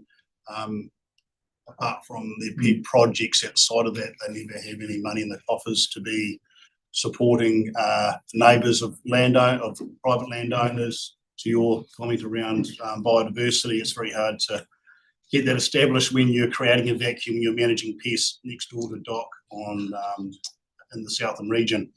And I think the discussion we had earlier with Hayley around regulation of wetlands is another classic where this isn't an issue of landowners not willing, this is an issue of landowners being tied and resources being burnt through pest management of neighbouring properties that aren't privately owned is a real constraint. And I do really like the regional customisation, and I guess what I'm asking is how strong can this council be in actually leading this, because no one else is going to do it, and we're kind of getting to the point now where we sort of have to say this is happening whether you want it or not around the pest management. And yes, I know that the predator free is a program on its own, but it does overlay what we're trying to achieve in South. So Roy. Yeah, or following on from Councillor Pemberton, this is just an observation that in terms of a pest-free strategy, we tend to be reactive more than proactive. And when there's new incursions, quite often they're extensively spread before they're there. And so I just wondering if we can capture some of that. I'm not sure there's an answer, but it would be just my observation. We tend to be more reactive than proactive across a range of areas within the strategy. I'll just make that comment. Any other questions or movers? My area of curiosity was, what might this impose upon us in future years? And I guess I was curious around monitoring. Is it likely that as we coordinate with others, that there will be an expectation that we will be monitoring more effectively or more thoroughly or more specifically in order to support market-based solutions in the future? Because I would expect that maybe the data we provide from a monitoring perspective are used by others to support market-based outcomes that might yet emerge into the future, which raises an interesting question. If others are benefiting from market outcomes where we're providing data, how do we consider that as a public good or a private good? Convention. But so just really the monitoring thing is one that emerges for me as something that might be more important in the future, and if there's a sense from how that might play out. Any thoughts or comments on? Through you, Madam Chair, the implementation plan and the predator-free strategy do not appear to provide specific directions as to how monitoring should take place in detail. Mentioned earlier, they will impose legal obligations for regional councils to undertake any actions, strictly speaking. But completely agree that they need to confirm how long and can take place effectively on the funds. And,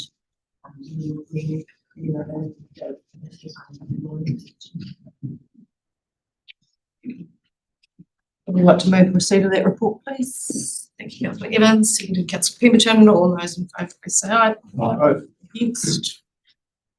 You. Thanks, Shannon. 9.6 is the climate change and community resilience update. Excuse me. Fascinating reading some of that. As much as we might want to dive into some of the detail, I'm not sure that now is partly the different time. Thank you, that's awesome. I like it.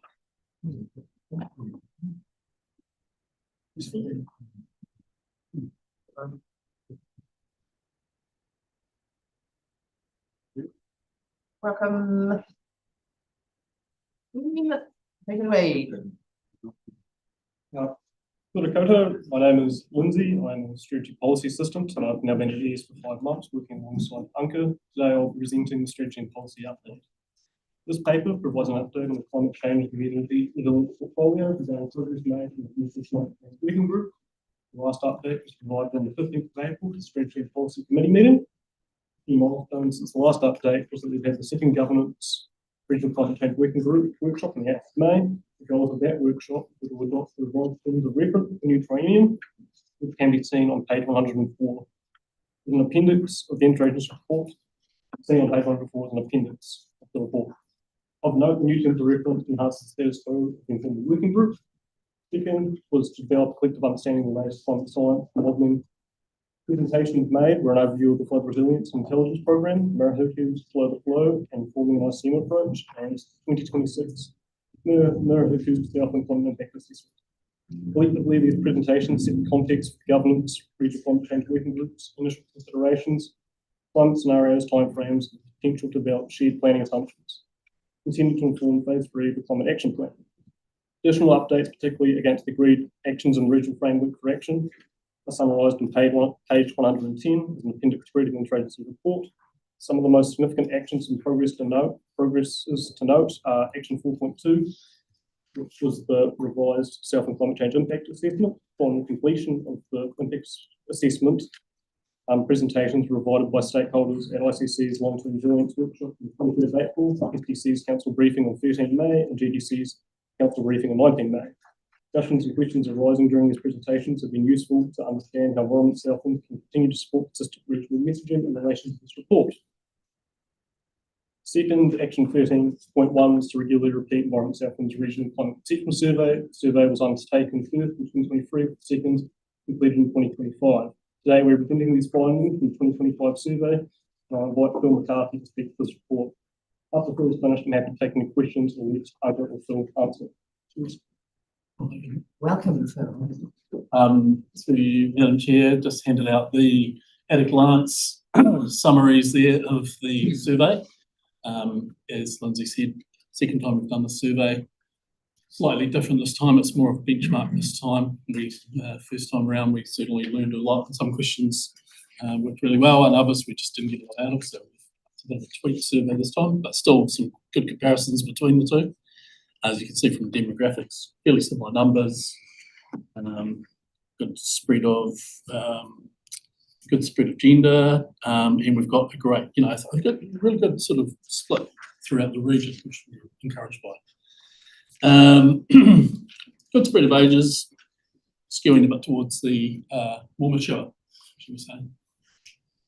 In terms of the results, I think we saw that there's quite a lot of quite similar to 2023, good numbers in terms of people that are concerned about current impacts, and we also asked a question around whether you're concerned for future impacts. So you can see there's 60% concerned about current, 64 future. There's 48% there believe cost is a barrier to climate action, which is fairly similar. I think cost, obviously, incentives, things like that, incentives to act. And encouragingly, we're still in the 60s, 63% appeared to change behaviour to reduce climate impacts, which is really encouraging.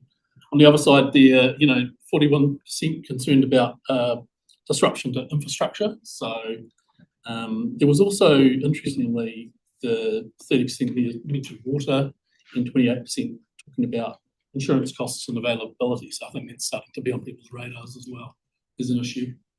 In terms of things they're noting, we see the notes around seasonal shifts that people are picking up.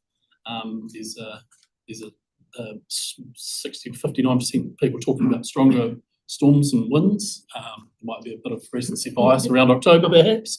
I think we've mentioned it before, but both times we've gone to do the survey, we've gone into states of emergency just as we're launching it. So it's been an interesting exercise both times, coincidentally, perhaps. In terms of the community being prepared, that's still in the 30s, which is obviously something we would like to see higher. And I guess that's one of those things that we want to look at through our engagement in terms of how we're talking to people about the issues and what they're seeing coming through. I think that's the main points. Happy to take any questions. It's obviously a really good exercise in gauging where the community is at. And it's part of our continued collaboration with the councils through the regional working group. Looking at areas we need to do more work on, what's working well, what's resonating with people, what's not. So, happy to take any questions. Councillor Roy. Yeah, thank you. Very interesting results. My question is, how did you recruit the participants for the survey? So it's an online survey, and we sent it far and wide across as many organisations, individuals, people as we can, in terms of through our farming communities, our databases. So there was a really widespread, we certainly didn't hold back from anyone. We sent it to people who've engaged with us before around climate, and obviously online, send it out to as many people as we can muster. Yeah. Thank you. Through you, Chair, I can confirm it came up in my Facebook feed. Oh, well. So I which got one it, are I don't you? know how many times. I must be further. Good one. Yeah, also me, got it via newsletters, emails, social media. Many those. I would perhaps encourage us to target the under 25s via their schools. Or not at school. Yeah, we certainly looked with Flux James Hargis to have their own environmental group. We went through there, but we're looking for opportunities all the time to look from the youth audience, not just the schools. So. Just through you, Chair. Just the other additional comment to make to that is that given we're doing this survey in the context of the Regional Climate Change Working Group, we also made use of our partner agency email list and distribution list as well, so that it wasn't just a regional council focus to be aware we're sending that. Yep, sure. It's a very interesting snapshot of thoughts. Councillor Evans. No, just not really a question, just with the events that happen through the last two, maybe heads up next time with EMS.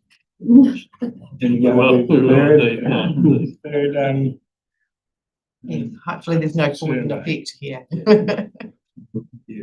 Councillor Morrison. That's good. I explore that and the chair of the joint committee. Events management, we won't be doing the update for another 3 years. No. What's been interesting is from the Climate Change Working Group, one of the things that has helpfully has been completed is the update to climate impacts for Southland. And as we've communicated that to our TA partners, it's been quite interesting, and it's been but helpfully insightful to learn how people respond to the scenario question, what scenarios are guiding this. And so we have that's probably shone a light on the fact that as we move forward, we're going to have to make sure we have a coherent explanation as to the role of scenarios and longer time frame horizon planning for long-lived infrastructure, for example, like our flood protection infrastructure, and things that TAs are responsible for that have a long lifetime in terms of investment and floor heights for flood risks, etc. I think from the survey, what the overarching message I took from it was that people in the community are not asking for us to solve for climate change. It's more about asking us to help them manage the practical consequences of that climate change, would be how I articulate it. One of the statistics that Phil hasn't included on this at a glance was that those people who haven't been climate change believers was 13% last time. It seems to have dropped by 3% to about 10% this time around. It's a small shift, but arguably helpfully in the right direction in terms of engaging our community and getting buy-in for climate-related action and investment into the future. So, and it should get easier regardless of local government reform. Thank you. Any questions? Move. Oh, okay. Anybody like to second that? Councillor Master, thank you. All those in favour, please say aye. Aye. Yes. Good job, guys. Thank you so much, Joe. Running a survey sounds easy, but I know it's not.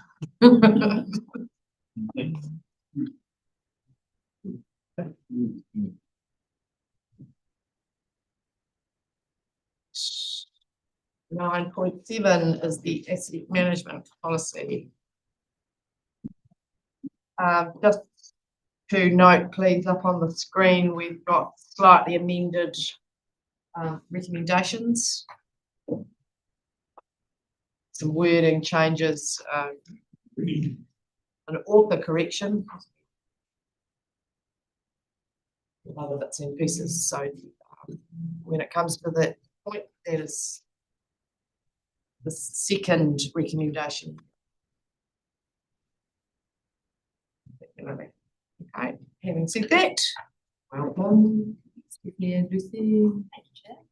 So I will do very little talking and just introduce Tiffany to talk through the paper, but I just set the scene to say this is the first one of these that we've had.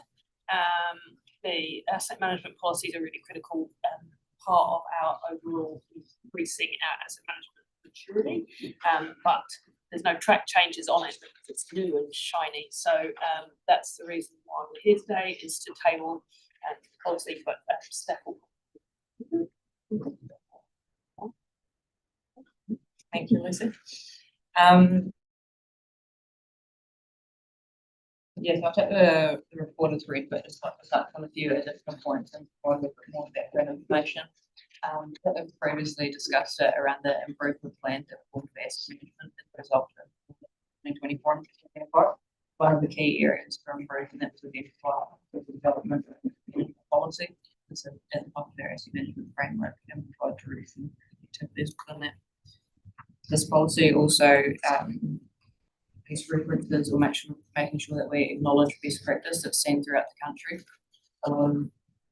This content, I've read through plenty of the regional council and other similar regional councils that we look to who have a high asset management maturity rating to ensure that we are following best practice in asset management that's specific to flood protection assets and not just in the generic guidance that we can receive from law.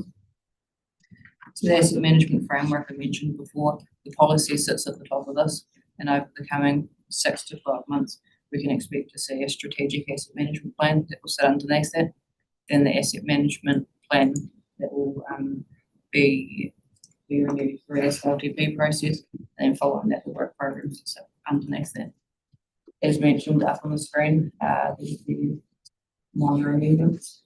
One of this being is the definition of the flood bank asset. So we would like to change it to a raised compacted earth social composite structure built with the primary function of containing flood waters to a specified design standard.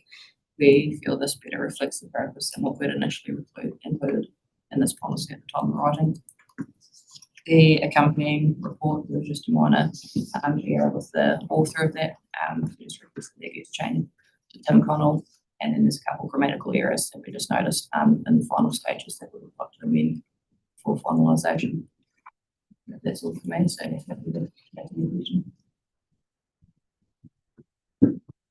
questions? Councillor Rose? Yeah, just a couple of things. So you mentioned, so on page 3 of it, catchment technical design, you've got ensure appropriate budget provisions are made and enable asset management practice to be undertaken at the appropriate maturity level. So over the length of the asset, is that what that means, or is that comparable to the age of the asset? I guess I'm just intimating that some of the stuff seems to be very technical speak, and it's nice to have a little bit more explanation of some of those things. Sure. So through you, Chair, so the bullet point that you referred to that's on page 3 there is around the responsibilities of Tim Connell, who's our technical design manager. So those responsibilities include making sure that we've got the right budgets in the right places to ensure that we are operating at the right level in regards to those asset management practices. So the maturity level that we've currently got is very low in our asset management practices. So it's not about specific assets, it's about our overall asset maturity. So you're at sort of, this is the first. Yeah, we're at the beginning, we're on the foundation. And so the responsibility there that's assigned to Tim is to make sure that as we move through the levels of that maturity, that we're assigning the appropriate levels of budget to that progression. So it's not about kind of asset by asset approach. It will include asset by asset approach, but this is specifically about his management duties to make sure that we've got the right budgets in the right places to keep us moving on that maturity. Secondly, if I may, Madam Chair, operational planning team, third bullet point, reporting performance and risks, defects prioritisation, that sort of thing, just some further examples. And I'm just wondering if that comes up in the next plan under it, and I'd love if you could somehow put them in one rather than have a whole stack of these that I'm just saying, but yeah. Yeah, so through you, Chair, just on that, so the operational planning team is the team that Steph leads, underneath Tim, within Tim's team. And so again, yeah, that reporting of performance and risks definitely includes those defect scales and where we're advancing our overall asset performance improvements. Do you want to jump in though, being it's your team, on how that plays out internally? You feel well. Okay, but yeah, I agree with your point, David, that the levels of documents you were saying before, each of those documents has a different purpose. But as far as the reporting, 100% agree. Yeah, the metrics and those other things that we've talked about previously through the improvement plan, that we are regularly reporting on that to show the value we are adding to the council and how we're supporting the catchment operations.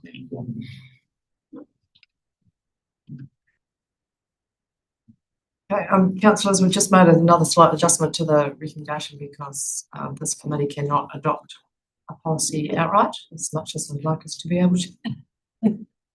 So the second recommendation is now that we recommend to council that they adopt the policy. Somebody would like to move those two things, that would be awesome. Thank you, Councillor Pemberton, seconded Councillor Morrison. Yes.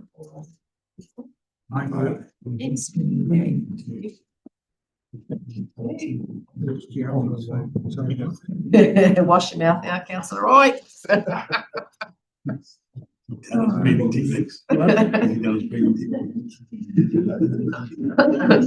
me.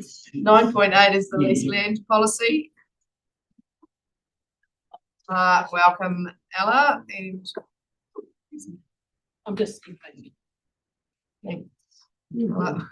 Thank you. I'll take the report as read, and just to highlight that this is work yet to be undertaken, that the policy is slightly overdue for renewal, and so we're taking the opportunity with the Learning from the Land program of work to look at the review of this policy and also be able to assist that review with case studies and sort of examples of the work that we're doing through that, including, as I said, including some examples. So there will be some further information also provided at the workshop next week, which is specifically looking at the revenue and expenses for particular parcels of land. I have a few other recommendations for the types of things that we might be looking at through this policy review. In particular, I think given our extensive work program in flood risk and looking at reducing flood risk and improving our adaptation approaches, there's a real opportunity again to highlight that the original purpose of the purchasing this land was to look at how it could help us improve our flood risk and the role that it takes across the catchment. And so really being clear about the type of approach that we should be using to look at the future use of that land and how we want to manage it. Also just being really clear that it's about, I think currently in section 2, it's talking about maximising surplus. I think through various conversations that we've been having, it's an opportunity to also say, are we maximising and or are we sort of optimising? And therefore also not just financial return, but all values that we hold dear across the region and our regional values. And alongside that, having a comprehensive and transparent decision-making framework. So it becomes really obvious as to why we've made these decisions and what our intention is for the future of that land, and be able to set it in motion and make sure that we've got the right budget attached to that work. So these improvements, some of which will sit in the policy, some of which will sit in the operating manual, which was previously proposed to be developed and is yet to be completed. So we will be undertaking that work and hope that will happen reasonably quickly over the next couple of months alongside, as I said, the Western Land Programme and Tiroa Catchment pilot. Thank you. Just before we take questions, I just wanted to check with you, given that you are merely asking for permission to do the work, essentially, would it be helpful at this point if councillors had any particular things that you haven't mentioned that cause them angst or happiness or whatever, they are the things that they feed into you now, or would you rather do that? Because I don't want to get into a debate about the policy because we haven't reviewed it yet, but if there are any particular things that councillors, if really itching to, I guess the point being there are going to be several other opportunities to touch on this as we go, and as I said, there will be options put to the council as an opportunity to work through those issues with further detail, which might then migrate inside. That's fine. Just being clear about that for us all.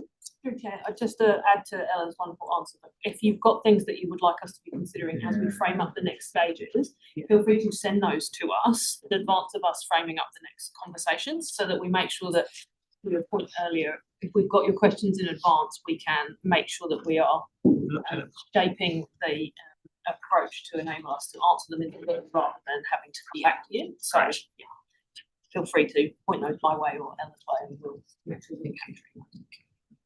Councillor Roy? Well, just continuing on from that, certainly the investment committee is looking at all its assets, and I don't think we should be working in silos, them doing some work saying here while we're setting the policy out over here. So just alerting you to the fact there needs to be some communication between those two bodies.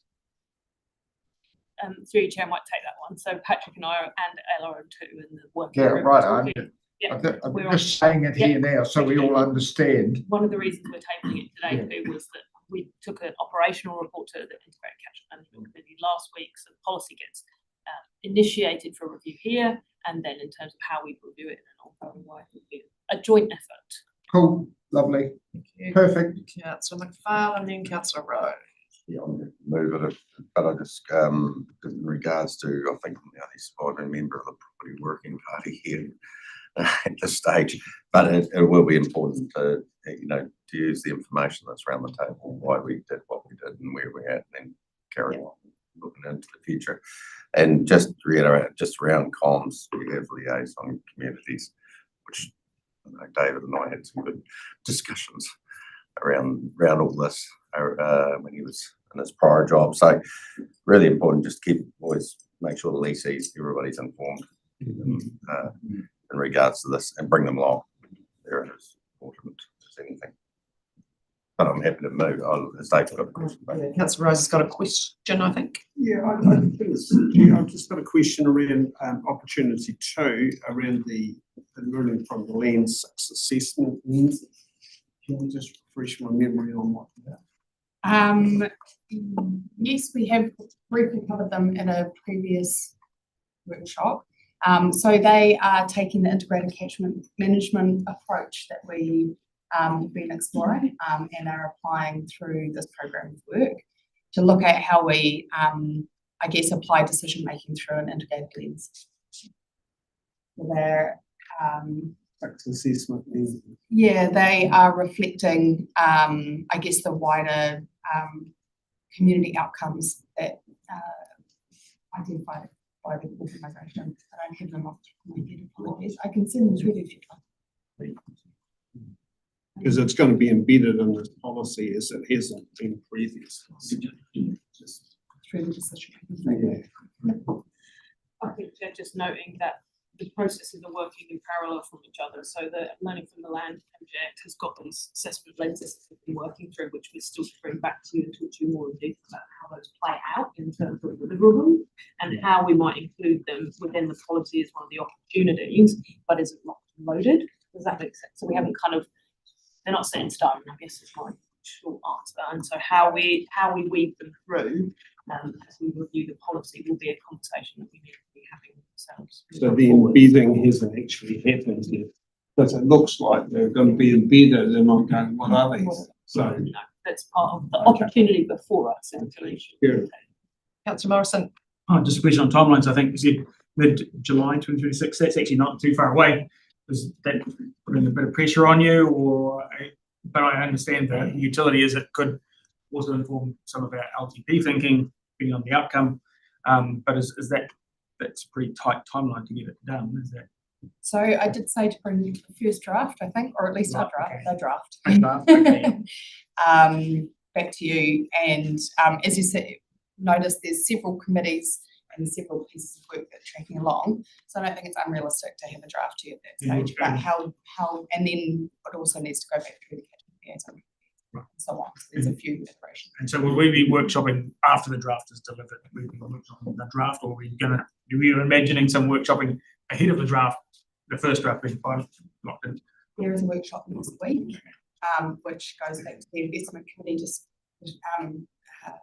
question before. And so I understand that's the purpose of that workshop is to answer questions specifically from the investment committee, and then the information taken from that will help you in obviously with the content of the policy. Yes, but to Lucy's point before, if we've got anything that we particularly want to debate, if we can highlight it before it comes to the drafting workshop. Sooner rather than later. Yeah. Don't sit on ideas. Yeah. And also acknowledging that the team are not starting from zero once we say yes now. There's a fair bit of background we've already been done. So I think, Chair, as well, I'd just add that we should have already been moving on this particular policy and topic. And so whilst there may be a little bit of pressure applied, we need to get moving and get it sorted. So we have capacity to do so we're not worried about getting it done. It's more just let's move with some urgency and get tidied. Right. Councillor Rose. yeah, just as a point of clarification, I guess I was involved last time with the review, and it was a workshop type thing, and there was a rating in the tower at Barima because of the three that had the most least land, but a workshop type scenario rather than, as you mentioned before, sending it out was a good way to work through the issue. To put that forward as something for you to consider. Yeah. Councillor McPhail, actually, do you still want to move? Yeah, I was happy. Seconded. Thanks to you, Councillor Hodson. All those in favour, please say aye. Thank you. 9.9, the procurement policy. Welcome, Freddie, with a big smile. I'm Judy Saunders, your procurement lead, so I'm in charge of all the contracts and stuff. I'll take the report as read, just to highlight that this hasn't been reviewed for 7 years, and it is best practice to obviously do that every 2 years. And as part of the audit from 2 years ago, that was a priority. It's top of the list to get given. And since I started, I've been trying to get this to this point. The main changes have been we are now using the New Zealand Government Procurement Template. So that's what I started with, and then added all the Environment Southland considerations. There is now included a thresholds matrix of how we can spend money to certain points. So for instance, if it's over $100,000, that is expected to go to public tender. And then we, as per the executive meeting last week, we bumped up the one quote to $30,000. Currently it was at 10, and that just means that is now in line with the team manager's delegations. So it just smooths things along a bit, and it makes it very clear. The inclusion of the threshold matrix makes my life easier, which is good because I've now got something I can refer back to very blatantly. Yes, so that is it. I'll take that as read. I'm happy to take any questions. And miraculously, Councillor Gibson, I've noticed that your hand is up, so please unmute yourself and ask a question. Unmute. Yep, I've unmuted myself now, but I look at the thresholds running through of the expenditure of money. Does that have to be involved, that expenditure, in a budget? Because we're trying to get tighter control on our expenditure. Can somebody lead me through it? Through you, Madam Chair, that these are just the thresholds of how we spend the money. All the budgets, and they have to have enough budget, especially for the larger contracts. If it's over, say, $100,000, I will get the finance team to confirm and sign on the procurement plan that they have the budget as available. Does that need to be highlighted within the delegation of financial authorities? Yes. So the as far as I'm aware, the delegations manual is currently being reviewed, and I have put in policy that around the awarding of contracts and who can sign contracts. And this document, the procurement manual, will refer always to the delegations manual. That takes precedence. Okay, thank you. I may add to that to use the timeframe scale that the courts use. Imminent. We will be bringing the delegation up to council for its consideration and potential adoption. Or shortly, or in the near future. Renewal, all of those things would be great. Any other questions, Councillor McFarlane? Just looking back on some of the history of our contracts and things, does this cover how we deal with coming up in those contracts around the governance when certain principles, if things might not have gone quite right and decisions been made, the information back to us from a governance level and saying, well, we probably would have dealt with it this way, and dealt with it a different way. Where's the clarity? Does this cover how you manage? Well, it does manage contracts. Not as such. These are when things may not go right. So essentially, these are the rules. Yeah. And the considerations that we need to look into before we procure anything. There is a very large contract management manual, which at some point I will have to reduce from 175 pages. But there is a contract managers will be very well managing the running of that contract, and if there's any issues that should be going up through to the executive to manage. Right. I do the budget. I suppose it's just, if I can reiterate, we have principles around here as a community, how we deal with things, and some of those, to be honest, probably have been challenged around how things have been, we probably were out of the loop a wee bit. I mean, and there is a point of that's important too, keep us away, but then it ends up on our lap anyway. And so just sort of saying, how does it, so fundamentally that might be the manual, or how we do things. Maybe that software need reviewed, so. Yes, some I of those situations I have would to deal with expect it. that you will be getting reports through the direct to the GMs on how the actual program of works is being run and how it's being managed, and if there's any issues, it should be coming up through that. That's why I'm on it. Really? Any issues with contracts, they come through to the executive. Oh, yes, yes. Councillor Rose? Yeah, well, I've just got some questions around, like, for instance, if we look at the thresholds and, you know, you get one written quote and insurance price is reasonable. What does that mean? So that can mean that we do market research. So a lot of that is because a lot of the times we only get one quote is because there's such specialist services. So for instance, in science, we've got very particular queries. I had a actually meeting yesterday, and there could only be one or two people that can actually supply that.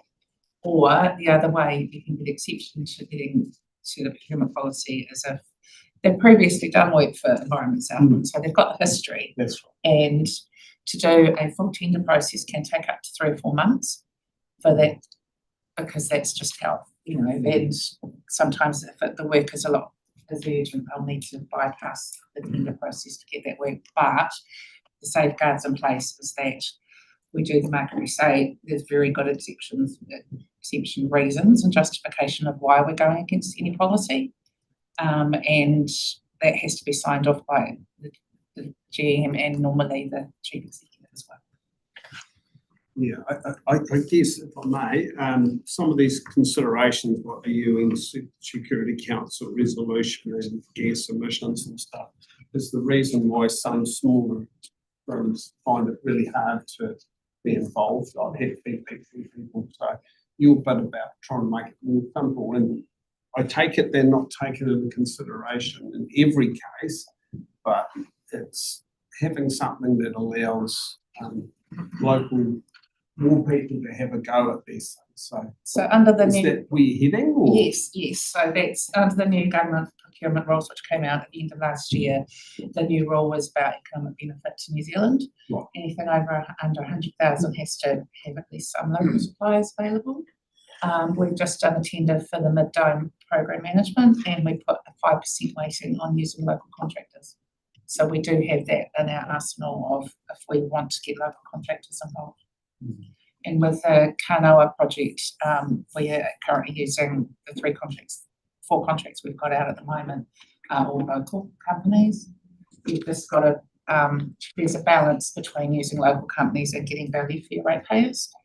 And then also how large do you go out? So do you put the Kanoa, say the Reedy's $2 million coming up? Do we do a $2 million contract, or do we split that to enable the local contractors to be more involved?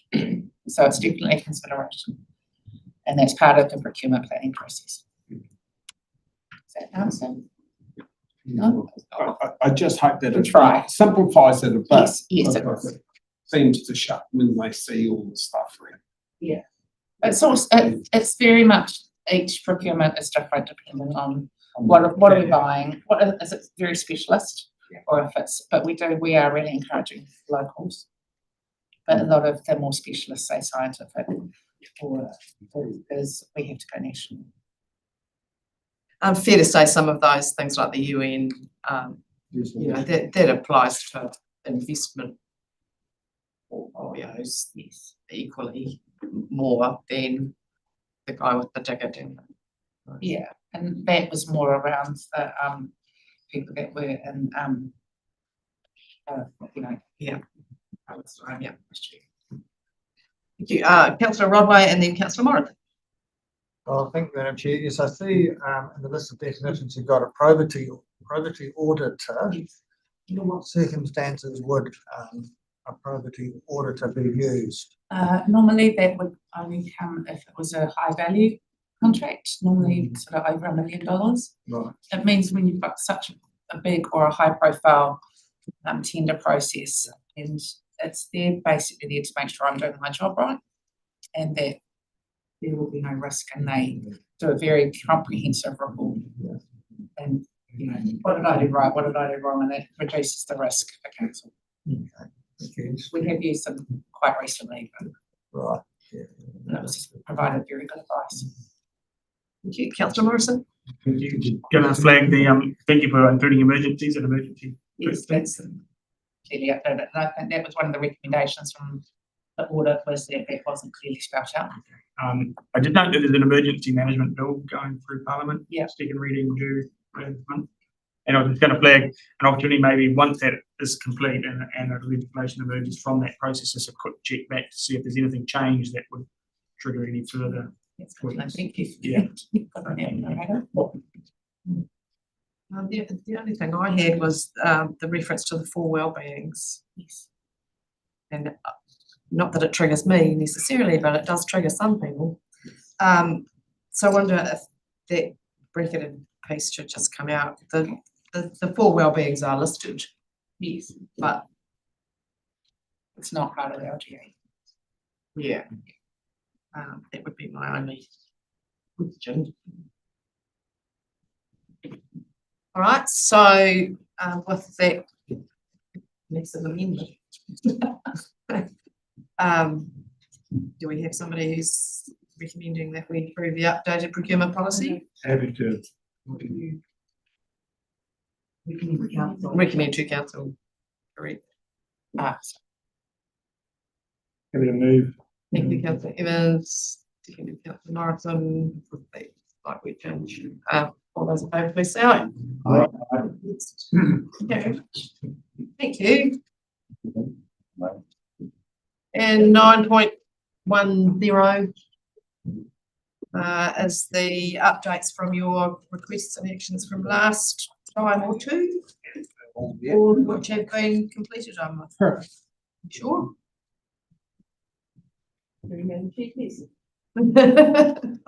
I'll move the report. Thank you, and acknowledging that there will be a whole new list of things next time. Second, please. Councillor Hodgson, all those in favour, please say aye. Alright, thank you.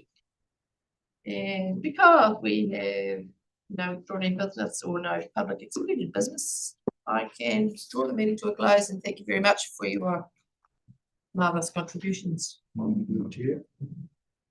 May this afternoon treat you well. Live long and prosper. Okay.